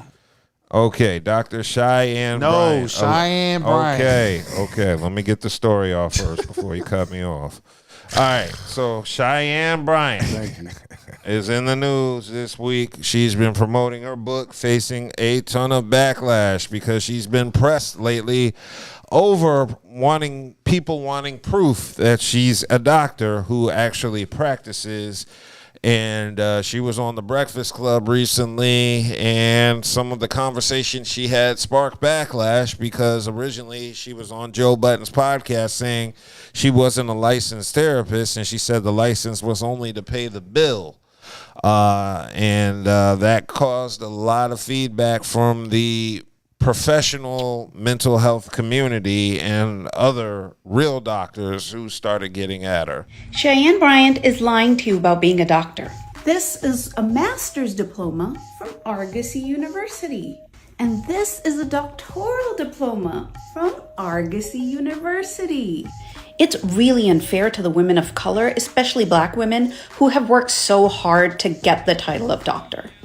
The problem that the mental health and academic community are having with Dr. Cheyenne Bryant is that she's not being honest about her credentials. I'm not a therapist, but I started off as a marriage, family, and child therapist about 18 years ago. Her husband is a licensed mental health therapist. I've seen firsthand the amount of education, supervised clinical hours, the ethical oversight required to become legitimately licensed. This situation reminds me of the discourse surrounding another similar case with a girl calling herself Dr. Kelsey Leanne on Twitter a couple of years ago. She built a large platform claiming she was a mental health counselor specializing in childhood trauma. But controversy followed when people started digging and found she wasn't a licensed therapist and received her doctorate from an unaccredited institution that her father owned. There is such a lack of education about mental health in our community already, and it doesn't help to have people misrepresenting their credentials, giving out what they're calling expert advice. If she was calling herself a life coach, that would be completely fine, because you don't need to be licensed to do so. I'm working on a professional doctorate myself and putting in the many hours and hard work to do so. It's not appropriate to call yourself a doctor if you have not put in the work to become one, but it is illegal to represent yourself as a therapist if you are not licensed.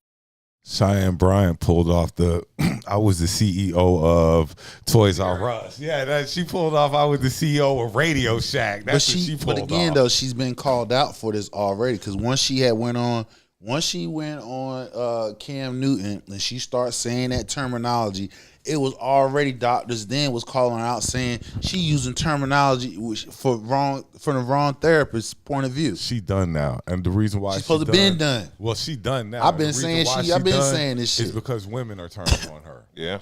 When women turn on you, who usually support, when women start turning on you, you're done. And yeah, because she, like they said, you disrespecting the ones that is out here putting in the work, who's been in school for years to get that title doctor.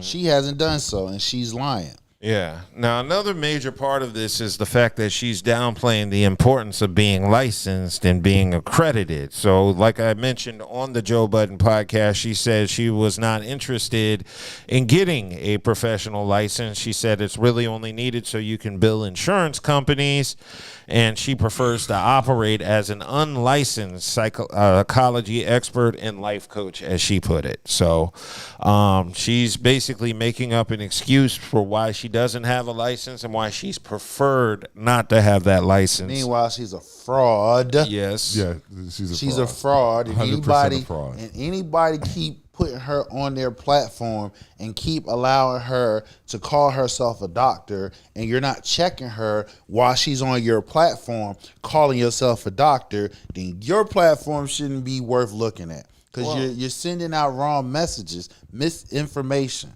to people. She's not licensed. So her comments are her opinion. They are not doctor facts. She has no studies. She didn't do none of that type stuff. Yeah. And she just formed an opinion. That's it. She just based her opinion and put the doctor in front of her name to so-called strengthen her opinion. Mm-hmm. Yeah, so that was nice. That was nice.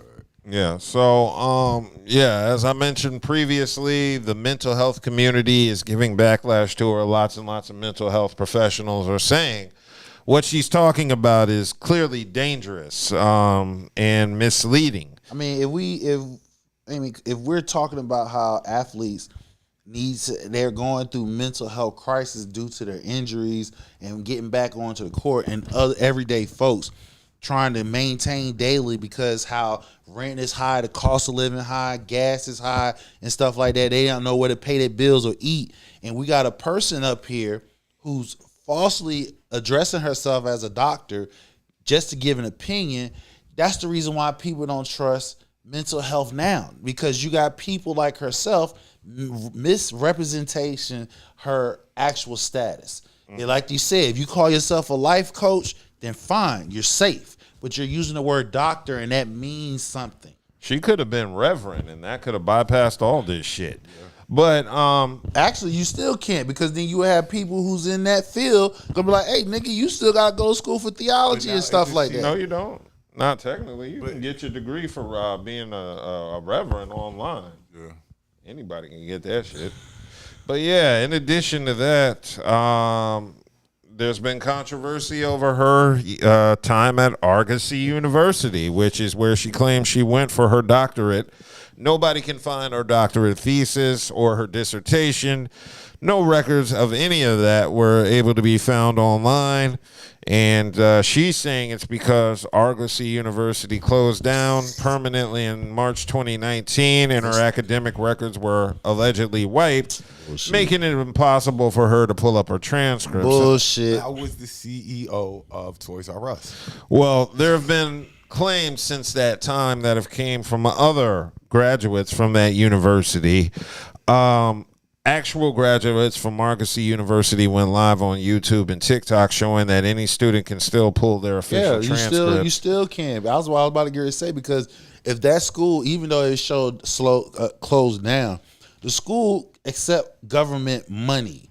You know what I'm saying? When you get financial aid and stuff like that, they got to have a track record of who getting that money and this and the third. So even though they closed down, the U.S. government still got them goddamn records. Because why? You got to pay that money back. Yeah.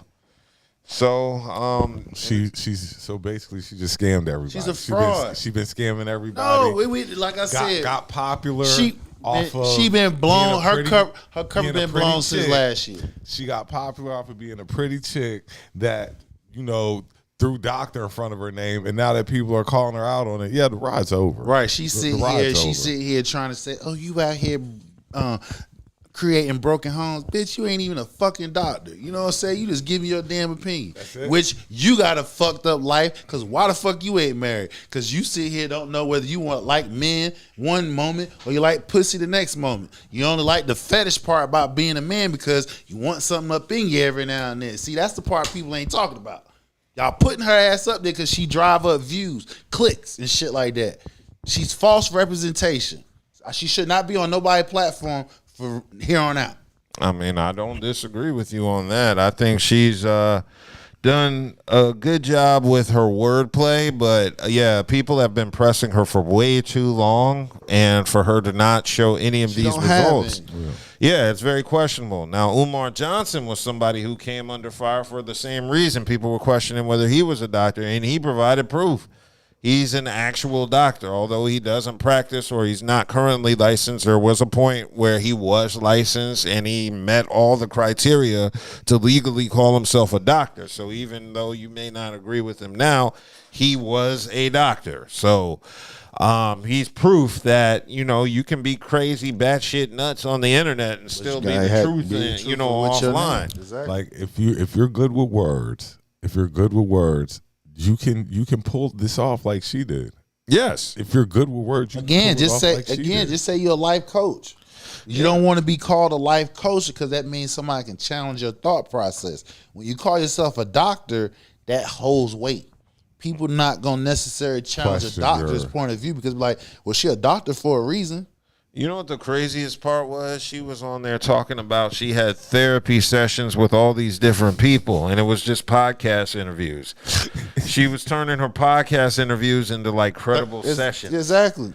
Like I had a session with Shannon Sharp, and it's like, no, you were on Club Shay Shay. I had a session with Cam Newton. If you're going to run the scheme, you got to run it all the way through. You can't half-ass it. But and she did it. I give her credit it's a blatant ass lie. I'd have been like, what kind of session? I give her credit. Usually sessions are private. Sessions are usually private, not aired for millions of people to see. Yeah, so yeah, she's pushing the line. She's a habitual line stepper, and yeah, now that women are not supporting her, over that mother, she done jumped over that bitch. it was all good while women were supporting her. Now that women are not supporting her, she's in a very much different light. Over. It's over. Yeah, it's a wrap on her career. You won't see her anymore, stuff like that, because now it's one thing to be, you know, giving your, like you say, to be a life coach, giving your opinion, but it's another thing, like you say, to throw the doctor on top of it and just cop to that. That's just like that's like somebody who's a Christian and they always throw Jesus on a sling. They do that because that keep you from not challenging their thought process. That is true. She's right up there with that Florida doctor. You remember an old boy? I forgot what his name was. That doctor with the little black dude with the mohawk who was told not to practice medicine, and he kept practicing it. Oh, from Florida. Yeah, from Florida, the black kid. I forgot what his name was, but yeah, she's along the lines of him. Did you see that meme with her, that boy I just described, and there was a picture of Dr. Dre, Dr. J, and they were all holding a Dr. Pepper? That shit is hilarious. Yo, look for that meme if you get an opportunity. So I have no idea why she needed to lie. Who she was as is was good enough for the people. You can't get a payday. Outside of that, like I said, like an opinion, if you don't have actual that part, you know, the doctor in front of you. Now, if I tell you I'm a doctor, guess what? You got to pay me. Outside of paying her too, like I said, her opinion, you don't necessarily push back on it, but so much because why? She's a doctor, and like you say, you wouldn't be on these platforms. She would not have been on. No, these she was platforms. she would now. She would still be on the platforms because based off how she look and everything. And let's keep it real. She was throwing some zingers out there. Okay, I don't think she would. If she would have came off like if she had said life coach, she would have still got on a podcast. But it wouldn't have been Shay Shay. It would have been Club Shay, or it would have been Cam Newton. I think it still would have been. It still would have been because why? She's a beautiful woman. Yeah. See, the one thing about a beautiful woman, she can get in. She can get it. She can get in spaces. She can get in space. She can get it. But it's a million beautiful women. Yeah, but again, it's they all don't have the capacity. Right. Number one, they're not smart enough. You got to have the confidence and the talk game, and you got to have a little swagger about what you're doing in a dominant man's room. And she possesses that. You feel what I'm saying? She fakes the front like, I don't need no man, but that's she at the same breath, I'll fuck the shit out of you type vibe. That's what she get off. She looks good. So she would have got on the podcast. She just wouldn't have got paid as much, and they would have challenged her people, not only the people that she's having sessions with, but also the internet would have challenged her a way lot more than what she have been in the past. Because remember, when she called out Cam, talking about broken houses, yeah, girl, yeah. But if she had life coach behind that shit, hold up, bitch. Yeah, you know what I'm saying? It wouldn't have been as strong. Yeah. Crazy. So we're going to see how the Dr. Bryant or Cheyenne Bryant saga Cheyenne Bryant plays out, because I think this is her hitting the wall on her career. Hitting the exit off the expressway. On the podcast, on the internet. She can still come up on the internet. It just, like I said, it just be for clicks. It won't be as impactful now because you gotta have to remove the doctor from in front of her name. Because the jig is up. Jig been up. The jig is up. Jig was up last year. Yeah. In addition to that, did you see Cam Newton's Funky Friday interview with Lil Fizz like a week ago where he was discussing Dr. Bryant? I missed that. I heard something. I caught a clip, but I missed it. Yeah, Lil Fizz was talking like he and Dr. Bryant were a couple or not, and they showed some Valentine's photo where they kissed each other. So I don't know what Lil Fizz was trying to expose with that. I don't know if he was trying to hint that she was a bust down or not, but Corey Holcomb said she was a bust down. Yeah, Corey Holcomb was the one who said she was in the strip clubs, and I'm kind of interested to see those videos now. Hopefully those can get released. Yeah, they aren't a transcript or nothing. Argosy University doesn't have control of those tapes. They surely don't. Yeah, I'd like to see that. Which means if she's done stripping, it wouldn't surprise me if there's some sex tapes going out. Now that's how you get some money. You can be Dr. Bryant in the adult industry. There was a little tape I heard that went out in the city, or somebody from the city had a little tape out there. Shit did 1 million views. Yeah. Stop calling her doctor, please. Well, I mean, I I get what you're saying. You talking about on a stage name as far as the point. Yeah, I got you. I'm just saying, from here on out, people, if you're gonna have her on your platform, she is not a doctor. We're not trying to confuse people who actually needs mental health and need to trust the whole process of being able to reach out to somebody for mental health. She's not a doctor. That is true.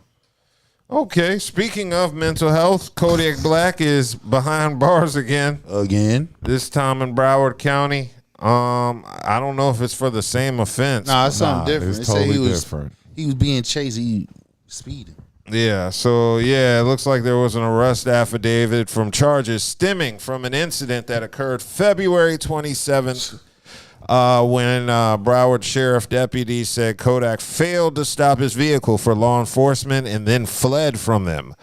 The affidavit states that on the day, a deputy observed a pink Jeep Grand Cherokee obstructing traffic along Northwest 15th Street near Northwest 18th Drive in Pompano Beach. Authorities said the SUV was stopped in the roadway, forcing other vehicles to cross into the opposite lane to continue driving. Deputy attempted to conduct a traffic stop after the SUV turned southbound onto Northwest 18th Drive. Investigators say the deputy activated emergency lights, but the vehicle continued driving before eventually stopping on Martin Luther King Jr. Boulevard, I guess where it's safe. Safe to get away. Yeah. So then, according to the affidavit, it was Kodak Black in the driver's seat. He exited the SUV, spoke with the deputy. During the stop, authorities said several other individuals arrived in separate vehicles and approached the deputy while he was alone at the scene. One person claimed to be security. Another was reportedly seen with a gun visible on his waistband. Deputies say the vehicles blocked traffic and interfered with the stop. And while they were attempting to manage the scene, that's when Kodak got back in the Jeep and just drove off. So that's what those charges stem from. My question is, what month we in? May. So, this happened in February? Yes, it did. How many pink Jeeps are out there? Not a lot. And then, put that bitch up. Right, and then That nigga probably put that bitch up. I mean, no. First of all, listen. First of all, DMV gonna know exactly. You got a pink Jeep. You know exactly. Visually. It's only one. It's a one of a kind Jeep. Then you get out of the motherfucker. Then you have security personnel. So naturally, you see the shit on the cameras because every street around here in America got a fucking camera every damn where. So they can see this whole shit. So this shit happened in February. We in fucking May, and you're now just arresting him. Yeah, because he got away, and now we couldn't. You know where the nigga live at. Yeah, but you know, he probably who don't ain't know been where home. Kodak Black is in Florida? He probably done got out of town and stuff like that. Who? He just got arrested just the other day. Yes, he did. So if the police was able to find this nigga, you mean to tell me the sheriff couldn't find this nigga? Come on, bro. All you got to do is get on damn Instagram, follow his live. He gonna tell you where the fuck he's at. You know that's how the average damn cop get these niggas. Follow him on live. My boy been locked up. Like, damn, bro. 2 times. Like, When he got bread, though, I'm gonna go back to what I said last Harrison, week. though. When you got money, them damn lawyers, you're gonna have the best lawyers on your ass. Because you know why? They're gonna keep getting your ass off. Because until that money dries up, they're gonna find every trick in the book to keep this nigga out. Mm-hmm. Hell yeah. So Kodak says, yeah, the deputies said they recognized Kodak from the previous encounters he had with the law and his public familiarity. So he's a public figure. People know what he looks like. You know, The nigga look like a fucking gremlin. Got them big ass dreads in his head. I mean, even though there's a lot of niggas down there. Even though there's a lot of niggas in Florida.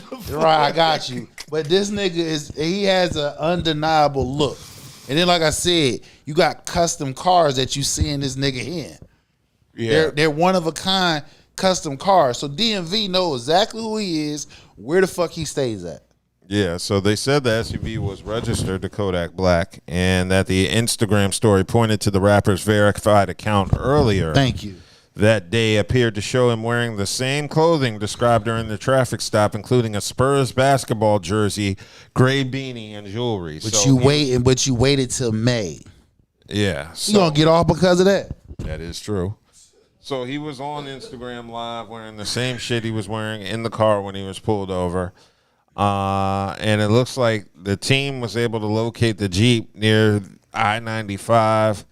And, yeah. That nigga was high as hell. He tripping. Probably was. He was high as hell tripping.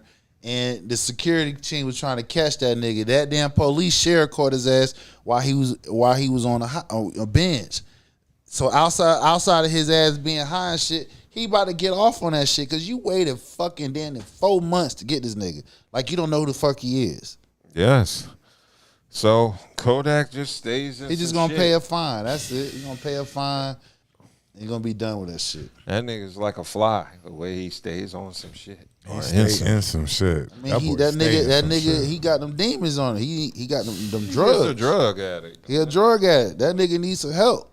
Nah, he needs some more drugs. He needs something.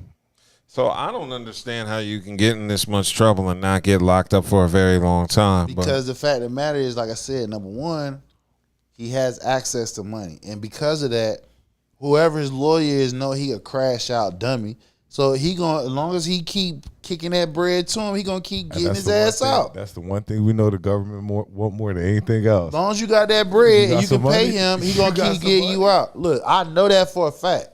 You got bread and an attorney can, and he's the best in your town or in your state. That is different. You know, like I said, they're gonna stay attached to him because they know this nigga gonna get in trouble. Mm-hmm. He got him on retainer. Put it that Of course. Yeah, I'm pretty sure if you're Kodak Black, you need a lawyer on retainer. Yeah, so they coming. They gonna get that. They gonna keep that nigga out. That's crazy. Yeah, so, I mean, let's pray and hope Kodak gets the help he needs. Why? Like, we've been asked for Kodak to get help 2 years now. Hell, even Ray J asked. Like, we've been asked for Kodak. It's whatever. Kodak's gonna do what Kodak's gonna do. Yes.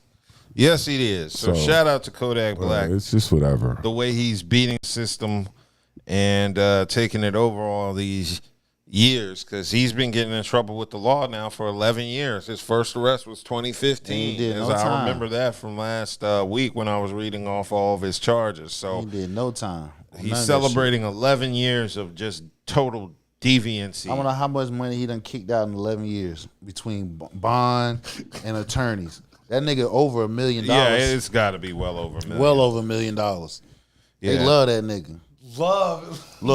Look, that nigga putting his all his kids through fucking college, nigga. And they going to Ivy League. Off of just him. Yeah.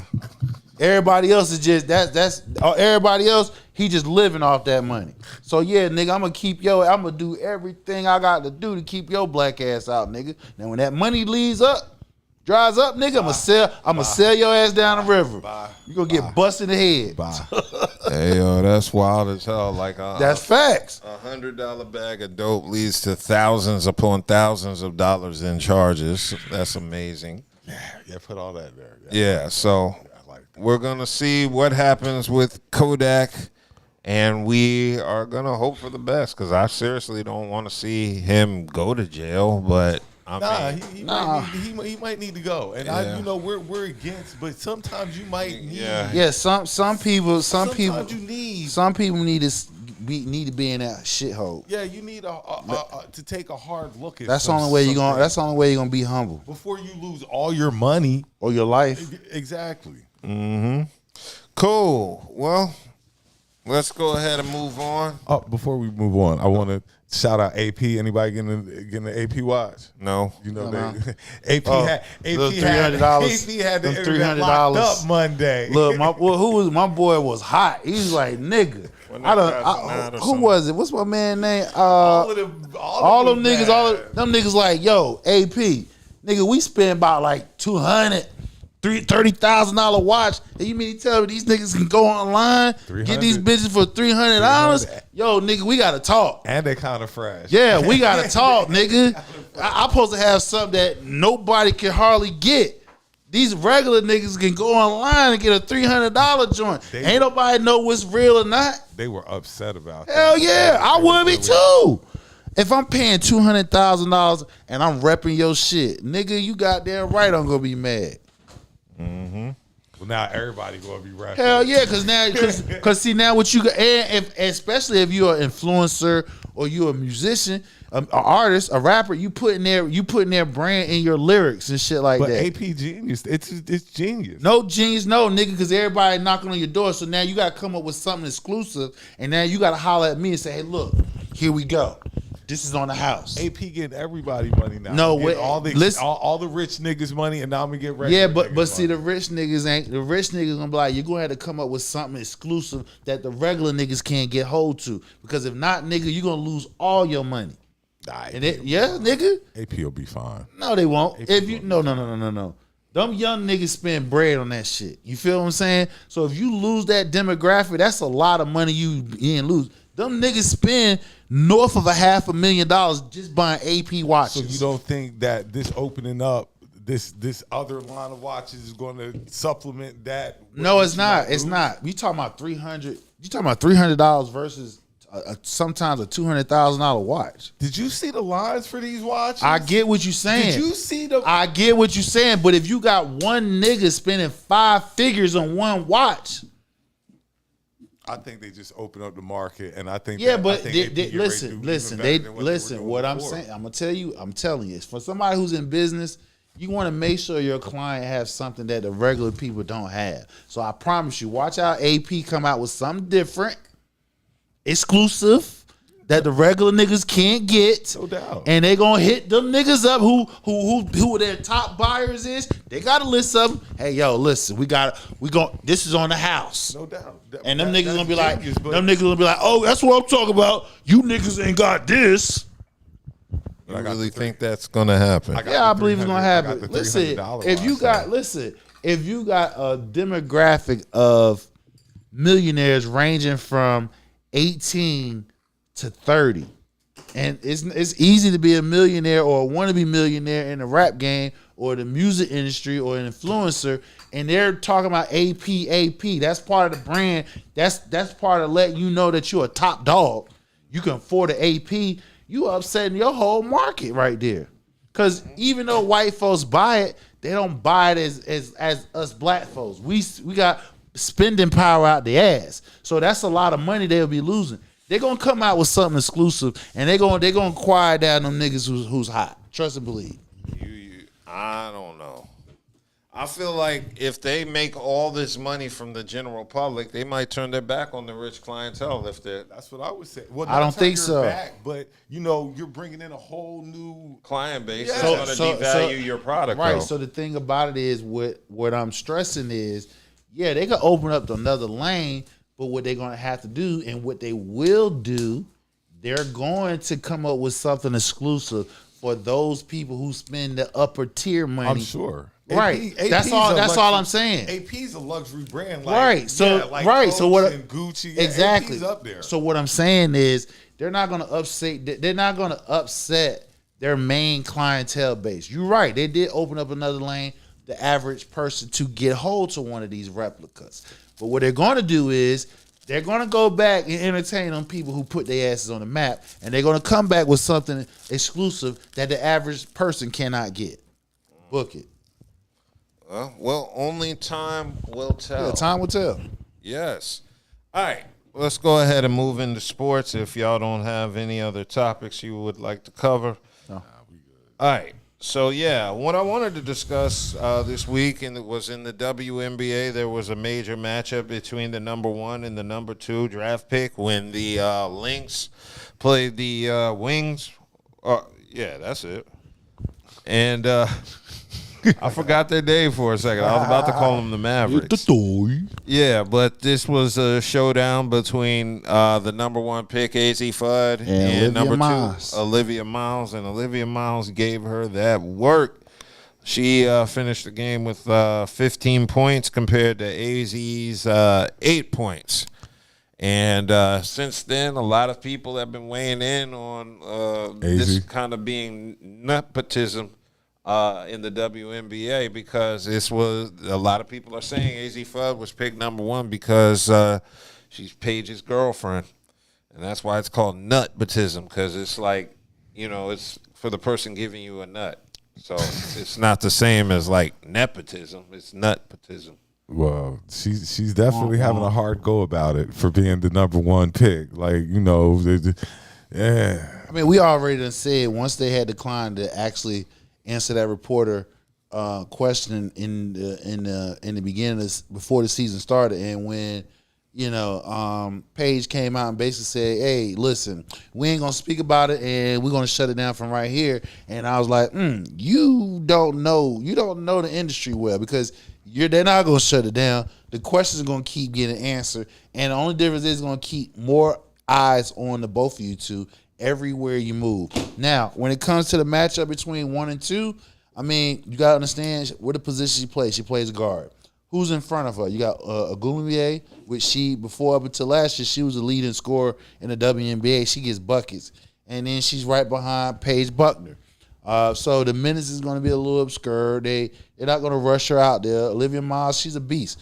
I mean, my opinion, she could have easily went number 1. You know what I'm saying? So I'll say wait till about the middle of the season, see what's up. She'll start ramping up some more, getting points. Yeah, well, we'll see how that plays out. I just saw Jason Whitlock's rant on AZ Fudd getting picked number 1, and he kind of went off on a tangent.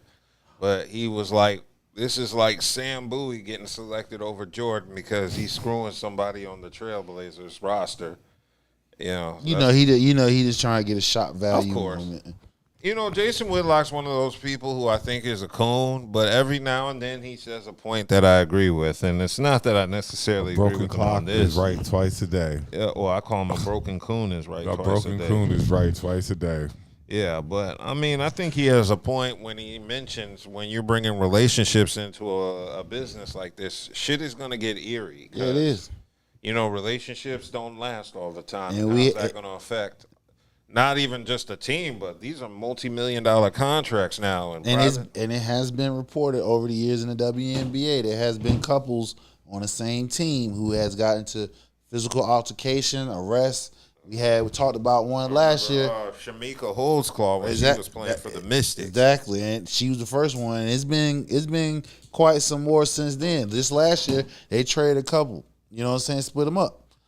So we ain't gonna act like it's not uncommon that same-sex couples don't get into abusive relationships. What you say? Thank God we don't have to worry about that in the NBA. Not being publicized like not being publicized like that. Oh, it's coming, nigga. Again, if it happens, it's gonna start overseas. It's not gonna be here in America.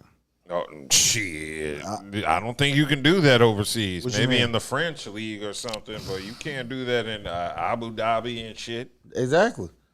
I know, because their laws not gonna allow that. I'm talking about like Europe. I know. And half of Europe ain't with that shit. Like I said, outside of like France and the UK and all that, they don't fuck with that shit, especially Eastern Europe. Eastern Europe is the ghetto of the continent. That's where all the hoods are in Eastern Europe. But yeah, I mean, once you bring in all this love and shit, it's going to fuck up a lot of stuff because this is the only professional league that has to deal with players dating each other. Yeah.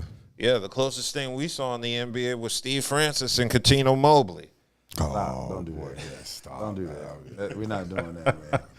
Shout out to franchise. Steve Francis, franchise and beast. Shout out to that's my boy from I'm about to say Silver Spring. he from the DMV. You He's from dissing, my city. right? You dissing it like that? Like what we doing? I'm just saying that was a very unique relationship. Yeah, they had a special bond. That wasn't like D Wade and LeBron. Okay. There are lots of players. That wasn't like Mike and Scotty. That relationship. Yeah, but shout out to them. All right, let's go ahead and move on because the NFL, there was a lot of noise this week with the release of the NFL schedules. Yeah. And there was some good schedules out there and some really, really bad schedules. But You know them Cowboys gonna be on prime time.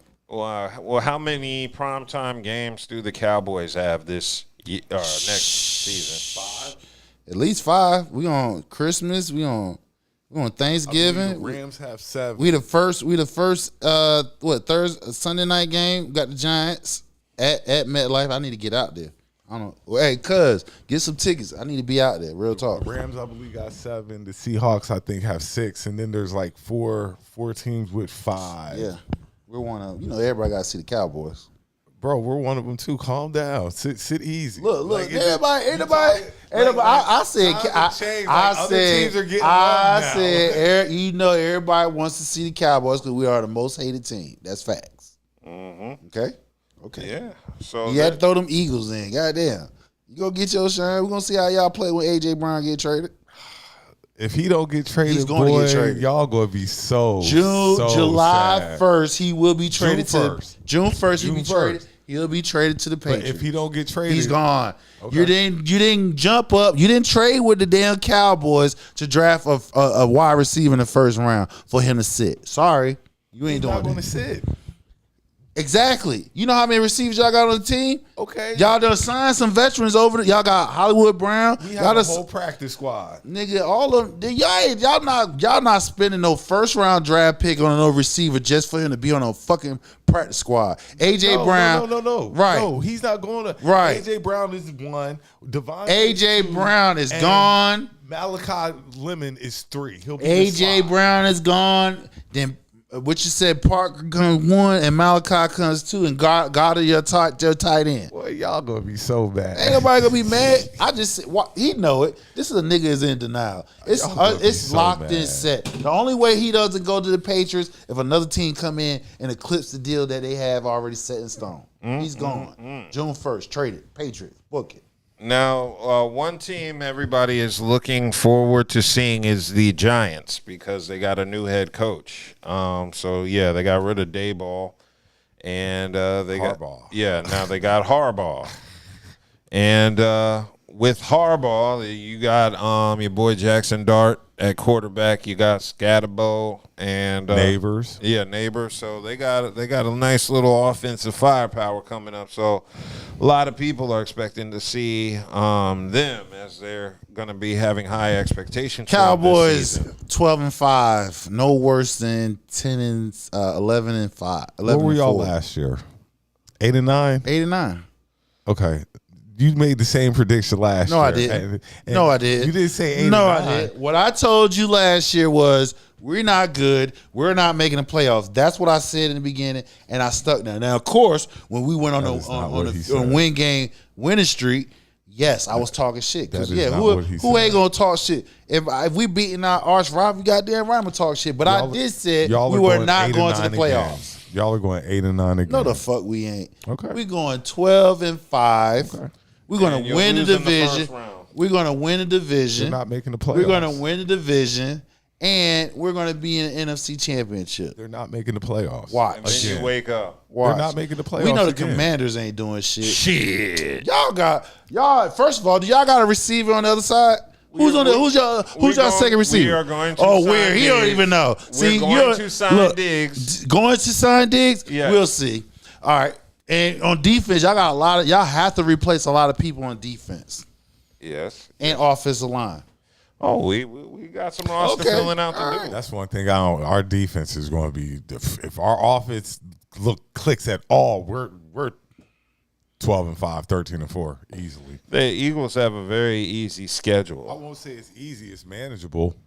It's manageable. Well, y'all not in walking apart because y'all got some issues too. Y'all all the noise talking about behind Jalen Hurts and the offensive coordinator and everything he done been through. Jalen Hurts fine. Jalen Hurts is not fine. Super Bowl MVP. He's not fine. There's been smoke around the Eagles all off season, going back to last year. You're talking about a team that's made the playoffs every year for the past 7 years. Yep, and they've gotten bounced out last year. They got bounced out last year. Due to the fact, then why you trading your receiver then? If y'all so goddamn smooth, why you got bounced out? Then why you trading your top? Why I told you why. We had injuries. We next, are fine, and we had a sorry ass defense. We're fine. Next, no, you're not. You losing your top your 1A receiver. He's being traded. He hasn't been traded yet. You're hoping he gets traded. I'm not hoping. It's all right. I'll tell you what. We're gonna let him sit in misery land over like there. You said. He don't want to come to reality. Win the East. No. Yeah, we're gonna win the East. No, you said that last year. I did not say we got the year before. We can. It's on the tape, bro. I said we're not winning. I said we're not even good enough. I said that. It's on the tape. Book that shit. But we're winning the East. We're gonna win 12 games this year. No, y'all aren't. Watch. Y'all will be 8-9 again. Bust y'all. We're gonna split with y'all. You didn't believe we were gonna split with y'all neither, did y'all? And we still went to the You didn't playoffs. believe y'all were gonna split with y'all, did you? How Okay. help y'all season? Y'all only went one more week. One more week. That's it. And you skated the first game in the playoffs. Skated. So it's all good. We're gonna see. See, we talking. We're gonna about, see. You keep saying playoffs. We're gonna that see. Y'all don't make. I'm telling you, we're gonna make the playoffs. No, y'all. This year, I didn't say no, we. Y'all ain't. Last year, I didn't say we're gonna y'all make it. This year, we're gonna make the playoffs. No, y'all won't. We got your boyfriend off your team, Christian Parker. He gonna bring that 3-4 defense over there, and watch. We're gonna have our boy coming around there. That safety, whopping them niggas coming across that field. So what change is so different from last year's team? What's so different? I'm gonna tell you what changed. We have a new defensive coordinator, right? Off the Eagle staff. We have one of our best drafts I can actually say within the last team. Huh? No, y'all Schottenheimer, he's still the coach. We still got the top end. We was a top 5 offense last year. Our defense sucked ass. So now with these new additions from the defense and a few trades we done made last year and this year, I believe our defense can be, if our defense in the middle of the pack ranging from 10 to 15 range with our top 5 offense, nigga, yeah, we win in the East and we're gonna get in the NFC Championship. Y'all ain't doing either of that. I they ain't said doing it. None of that. But it sounds good though. Yeah, it's out there. Have faith, but y'all ain't ain't no doing faith. none of that. Yeah, bro. You put way too much. Well, you are a Dallas fan, so you don't. And well, we know every Washington year. ain't gonna do shit. This is every Washington year. You got to will do sit Y'all, there look, y'all, and hold sit there up. and I listen know to the Washington Cowboys not shit. talking. Like, it's Y'all, crazy. we talk. Hold on. Let's get on this team here. Yes. You niggas, right? Y'all went to the NFC Championship, Yes. right? Y'all about to waste y'all rookie quarterback on his rookie contract because you took a step back last year. Y'all digging yourself out the hole. So how y'all even talking? How you go from the NFC Championship to don't making the playoffs last year? Because Explain that. our quarterback was hurt. Who fault was that? the game of football happens. No, that nigga need to learn how to slide and need to learn how to throw that Why damn is ball Dak away. always broken? No, Dak wasn't always broke. He wasn't hurt last year. And y'all still ain't made the playoffs. Excuse me. Exactly. Dak was first of all, let's get something straight. The year Dak got hurt, we didn't make because he was hurt. What team would lose their starting quarterback wins? I'll wait. All right, then. So last year when he came back, nigga MVP status. You just proved your point. How I prove my point? Was hurt last Yeah. year. And then His quarterback got hurt due to the fact he don't know how to damn slide. He running around. Yeah, but we were hurt. Your quarterback was healthy. And your punk ass coach kept putting him back in there while he hurt. And let's be honest, a lot of that offense that you talk about that's so top 5 was in garbage time. Garbage time? Yes, it was in garbage time. Was it garbage time? Was it garbage time when we thumped y'all asses? Okay then. Was it garbage time? Was it garbage time when Pickens was like snatching them touchdowns on that ass? How long did y'all playoff run last? When did y'all know y'all were out the playoffs? Week 15? Y'all knew y'all weren't going to the playoffs? I said in week 1. So week 15 next I told you year, week y'all 1. would know that y'all would I not told be you in the week playoffs. 1. I told you week 1 we wasn't gonna be shit. But the fact that we was competitive, yeah, I'm gonna talk that shit. And the fact that we beat y'all, and we didn't beat y'all, we whooped y'all ass. Yeah, that's a big story. Yeah, that's big. I'm gonna talk that shit. Yeah. Well, hold that. We got hold that that L. We got a hard first 4 games because we see Philly. Don't we open up? We open up with Philly, and we see y'all second week. Yeah, exactly. So we gonna whoop your ass that second week. First, you better deal with the first week before you talk about us. No. The Cowboys is always.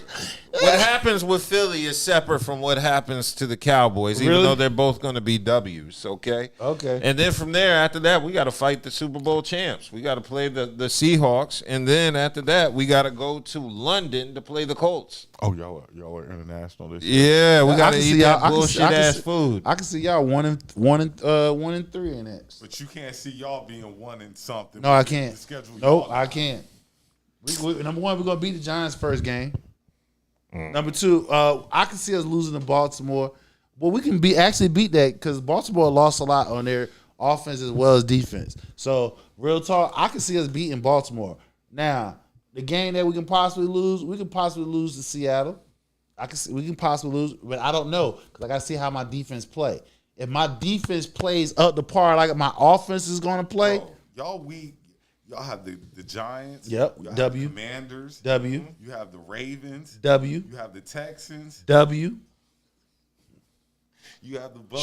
Stroud. Listen, Stroud threw 4 interceptions in the playoff. Cool. W. Cool. Let's have go. The Bucks. W. You have the Packers. W. What we talking about? This nigga think he is 70 W. Dolphins. What we talking about? What year was Packers that? might not be they might not have Micah might not be ready to play that year that game. What we talking about? That's the seventh. Don't matter. He's still out. He said you still out with the ACL. He ain't been cleared yet, so he might not be ready. What we talking about? What we else? Who else? I see y'all going 2-5 in first. 2-5. That's a hater for you all day. Worst case scenario, 5-2. Yeah. So you're saying 7-0? I said worst case scenario 5. I just said 5-2. So I said 5-2. One of those 2 is against the Commanders. So that's the 6-1. So you're saying y'all are going to be the Giants, Commanders, Ravens, Texans in Texas, the Buccaneers, the Packers in the pack, in Green Bay. Okay. Let me tell you why. Number 1, see that. Let me tell you why. Because did you not see when we last saw CJ Stroud? Was he not through like has the defense going? The same Cowboys team that loses at home all the time. Wait a minute. What's the key thing that I just said? If my defense plays top 10, top 15, and my offense keep humming like how it was last year, nigga, yeah, I could see us going 5-2. And the only 2 losses that we possibly could have out of there is we could actually beat Baltimore because Baltimore, do they got a number 1 receiver that we scared of? No. Only thing we got, only person, if we could stop the run, nigga, because that's how Baltimore beat us. They ran the ball down our throat. If we could stop the run, we ain't scared of nobody throwing the damn ball. How about that? So we can actually beat Baltimore. Outside of that, who else? The Packers. They can be beat. You ain't scared of nobody throwing the ball. Y'all were last in passing offense. Let me explain. Defense. Let But me now explain. this year, Let me y'all explain this again, bro. I just said with the new additions that the Cowboys got from drafting and free agency, I like how our team defense is built up. If Christian Parker can get them boys to play to where we are a top 15 team in defense across the board, yes, nigga, 5-2. Best case scenario, 6-1. I can see that. I just said 12-5. Well, dreamers can dream. Hey, my shit realistic though. Okay, let's go ahead. Keyword, people. I said defense, top 15. All right. All right, let's go ahead and move on to the NBA because the lottery was down and my squad, the Wizards, get the number 1 draft pick. Lord, here we glad. go. I'm happy for y'all. He get another I'm beast, y'all. happy for y'all. He get another beast, y'all. I hope y'all turn y'all around. We're really gonna do. be a monster next season. I With mean, the y'all healthy got Anthony Davis. Oh, see that and Trae Young. There you go. A healthy, Anthony Davis is you can't even argue. That's actually correct. being a beast. That's a healthy Anthony Davis is an oxymoron. That's true too. Hey, listen, two things can be true at one time. All-stars. Look, both of y'all right. When Anthony, I can tell because he was on my team. When he is playing in health, you got there right. Top 15, top 5 big man in the league. But when he ain't, nigga. When is he healthy? When is he healthy?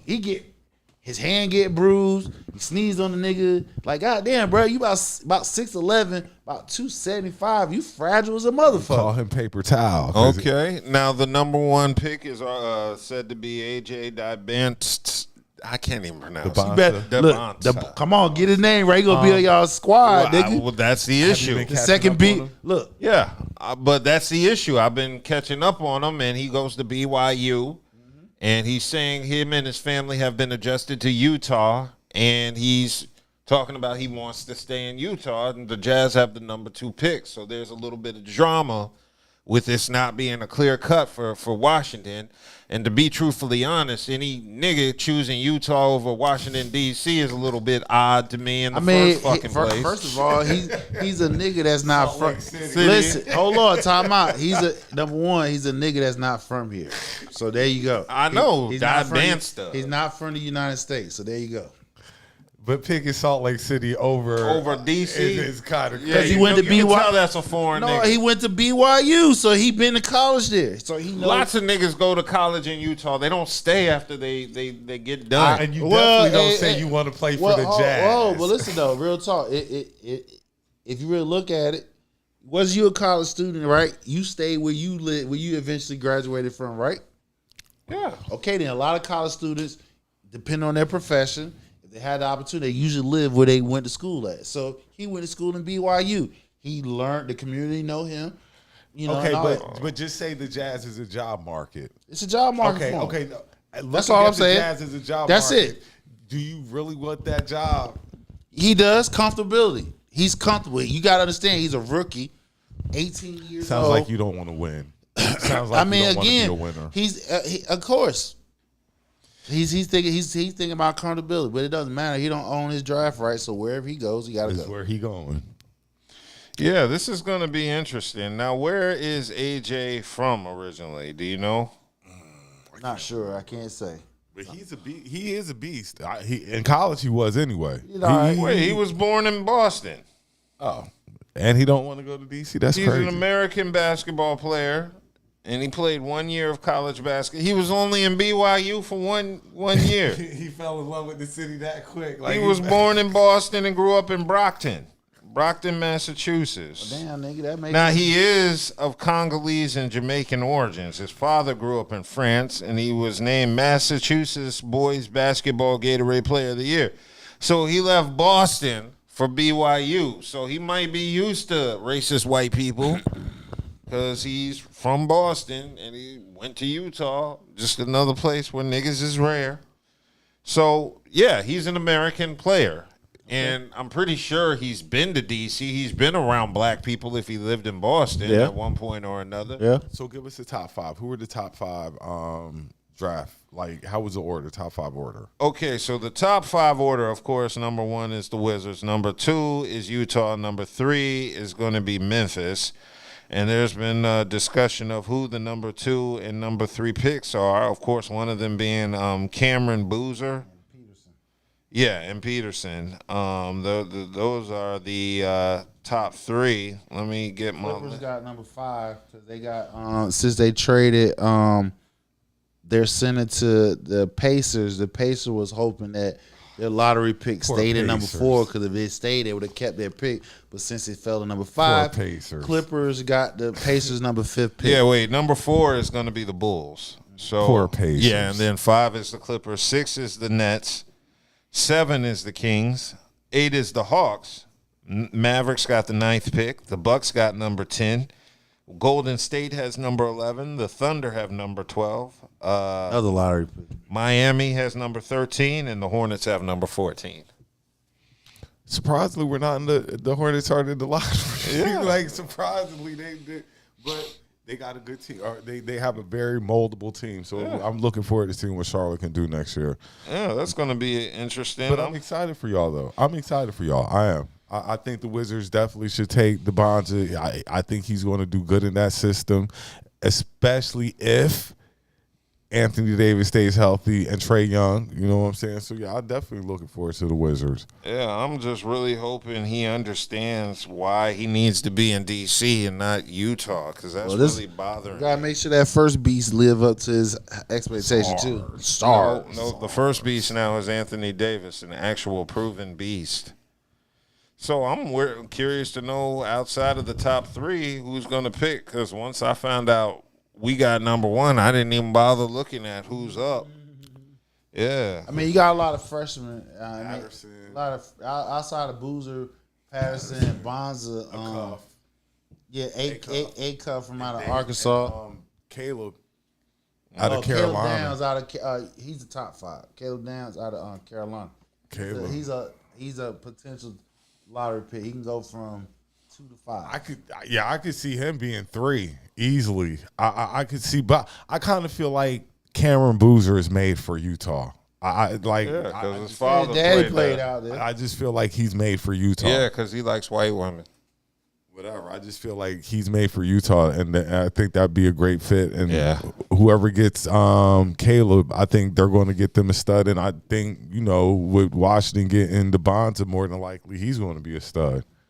Yeah. So this is going to be a very deep and talented draft. There's a lot of good talent that's hopefully going to be molded into all-stars and premium players in the NBA. One thing for sure, it can't be no more tanking because the anti-tanking rules go in effect. What exactly are the anti-tanking? So basically, like how teams was pretty much racing to finish at the bottom, that no longer counts anymore. It doesn't matter if you intentionally loses, you will not get your percentage levels of getting that number 1 pick goes down.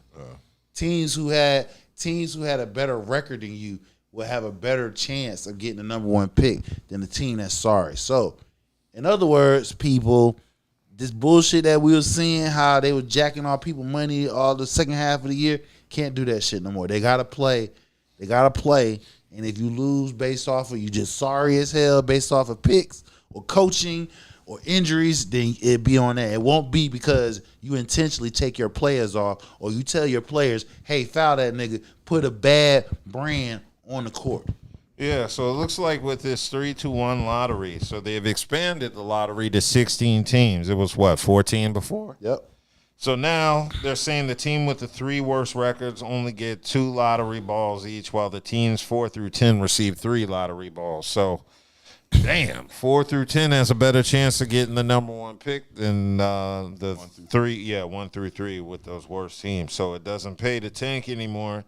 And teams are no longer permitted to protect draft picks in the 12 to 15 spots. So hopefully this will end some tanking and we'll get some competitive basketball. It will stop tanking because, like I said, you can't lose on purpose anymore and think you're gonna get the balls. Yeah, your chances lower. Mm-hmm. Cool. Well, I wanted to discuss, I guess, the playoffs because the Spurs put them out. Yeah, the Spurs put the Wolves out. Spurs pull the Wolves out. My Lakers got swept. Like I said, they was gonna get swept. This is Philly the match got- we've been looking for, though. What, Spurs and Thunder? Yeah, this is the matchup we've been. Yeah, this is the real West Yeah, Coast or the NBA Finals because whoever wins this is winning. I wouldn't say that. What you think? Who is it? Cleveland and Detroit got a game 7. Between them, they face the Knicks. How the Knicks been playing in the Eastern Conference? No. I'm not sleeping on them boys because you know why? Why? They've been blowing niggas out. You feel me? I'm talking about especially that Philly. I don't even know why Philly was in That's Philly. I get you, but from Philly, even from Boston. Hold on, who they played before Philly? Wait. No, they played who the Knicks? Hold on. Atlanta. Yeah, from Atlanta, the last 2 games from Atlanta, all through the Philly series, they're blowing opponents out by 20 plus points. Now, of course, you might say it's inflated and stuff, but they're a playoff team and they're this deep in the playoffs and you busting teams' ass this, you know what I'm saying? You got that accounts for something. So I can't sneeze at that. If Detroit goes and wins this series, if Detroit beats Cleveland, Detroit's beating New York. I don't see it. Because what you mean? They were dragging them in the regular that's season. the regular season. They were dragging them in the I regular get what season. you're saying, but New York is playing a different style of ball. Number one, the offense is running through Cat. Cat got 2 triple doubles in his playoffs. So he's been the driving force through his offense. Number 2, Mikal Bridges has been playing like them 4 unprotected draft picks they gave up for his ass. You feel what I'm saying? So it's not the same type of Knicks basketball that we saw during the regular season. That's all I'm just saying. The people that we're expecting to step up, they are actually stepping up. So I don't necessarily, I don't even have Detroit necessarily beating Cleveland. You feel me? Because Cleveland had an off night. They didn't do their thing, but I still think Cleveland can come out and win this thing. Regardless, I still like the Knicks. I still like the Knicks to get to the finals. And I like the Spurs because the Spurs has beaten, they had the OKC number throughout the whole regular season. And the matchup is going to become between Wemby and Chet Holmgren. And Hartenstein. Like Wemby going to have to be able to fight off they 2 bigs. But they've been mainly talking about it's Chet Holmgren versus Wemby. You talking about 2 7-footers, not only they are 2-way players, but they both can step out and shoot the 3. So Chet can shoot the 3 too. Yeah, but that lane going to be extremely cluttered with big ass. I get you, but they not talking. This is Wemby and Chet matchup. And OKC doesn't have Jay Will, do they? They don't. Yeah, so.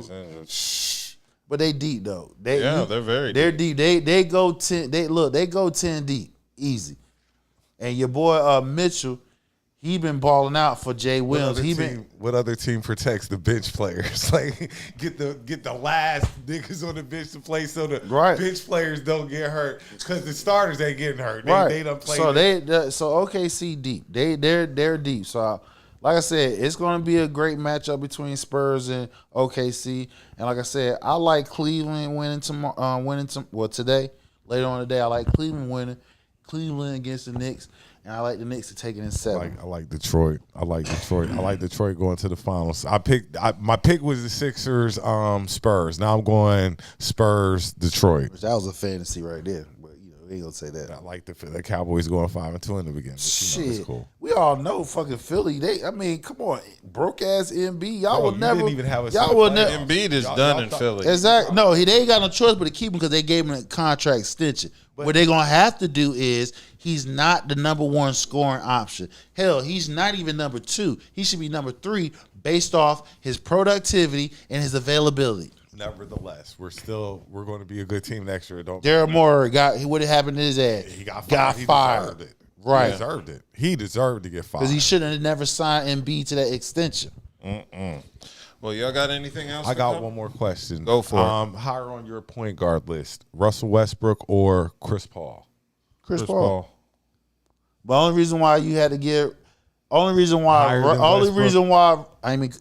Russell gets the edge is because triple double He's second all time in triple double. So you got Chris Paul over Russell Westbrook. I gotta go Chris back. Paul greatly improves your team. And Right. So you're taking Westbrook and you're taking Paul. I'm taking Westbrook by his numbers. I'm taking Chris Paul because he has a better track record of improving teams. Two things can be true. It's all about style. I take Westbrook just because of the MVP. He has the MVP and he's second in the league in triple double. No slight to Paul though. No, Paul's right you there. can't go wrong with either or. It's all about style. So when he was Mr. Triple Double MVP, I'll take that over Chris Paul. That was the only thing I wanted. Cool. Well, it was a good 2 hours and 32 minutes. Oh, right on top. Yeah. We ain't have enough time. And if you made it this far, you might as well like, comment, subscribe, and share. Listen, y'all, I told y'all 1,944 from that 10K on YouTube. Hit that subscribe button. Yeah. So we'll see you next Saturday. Y'all stay healthy and all that shit. Be safe, pig.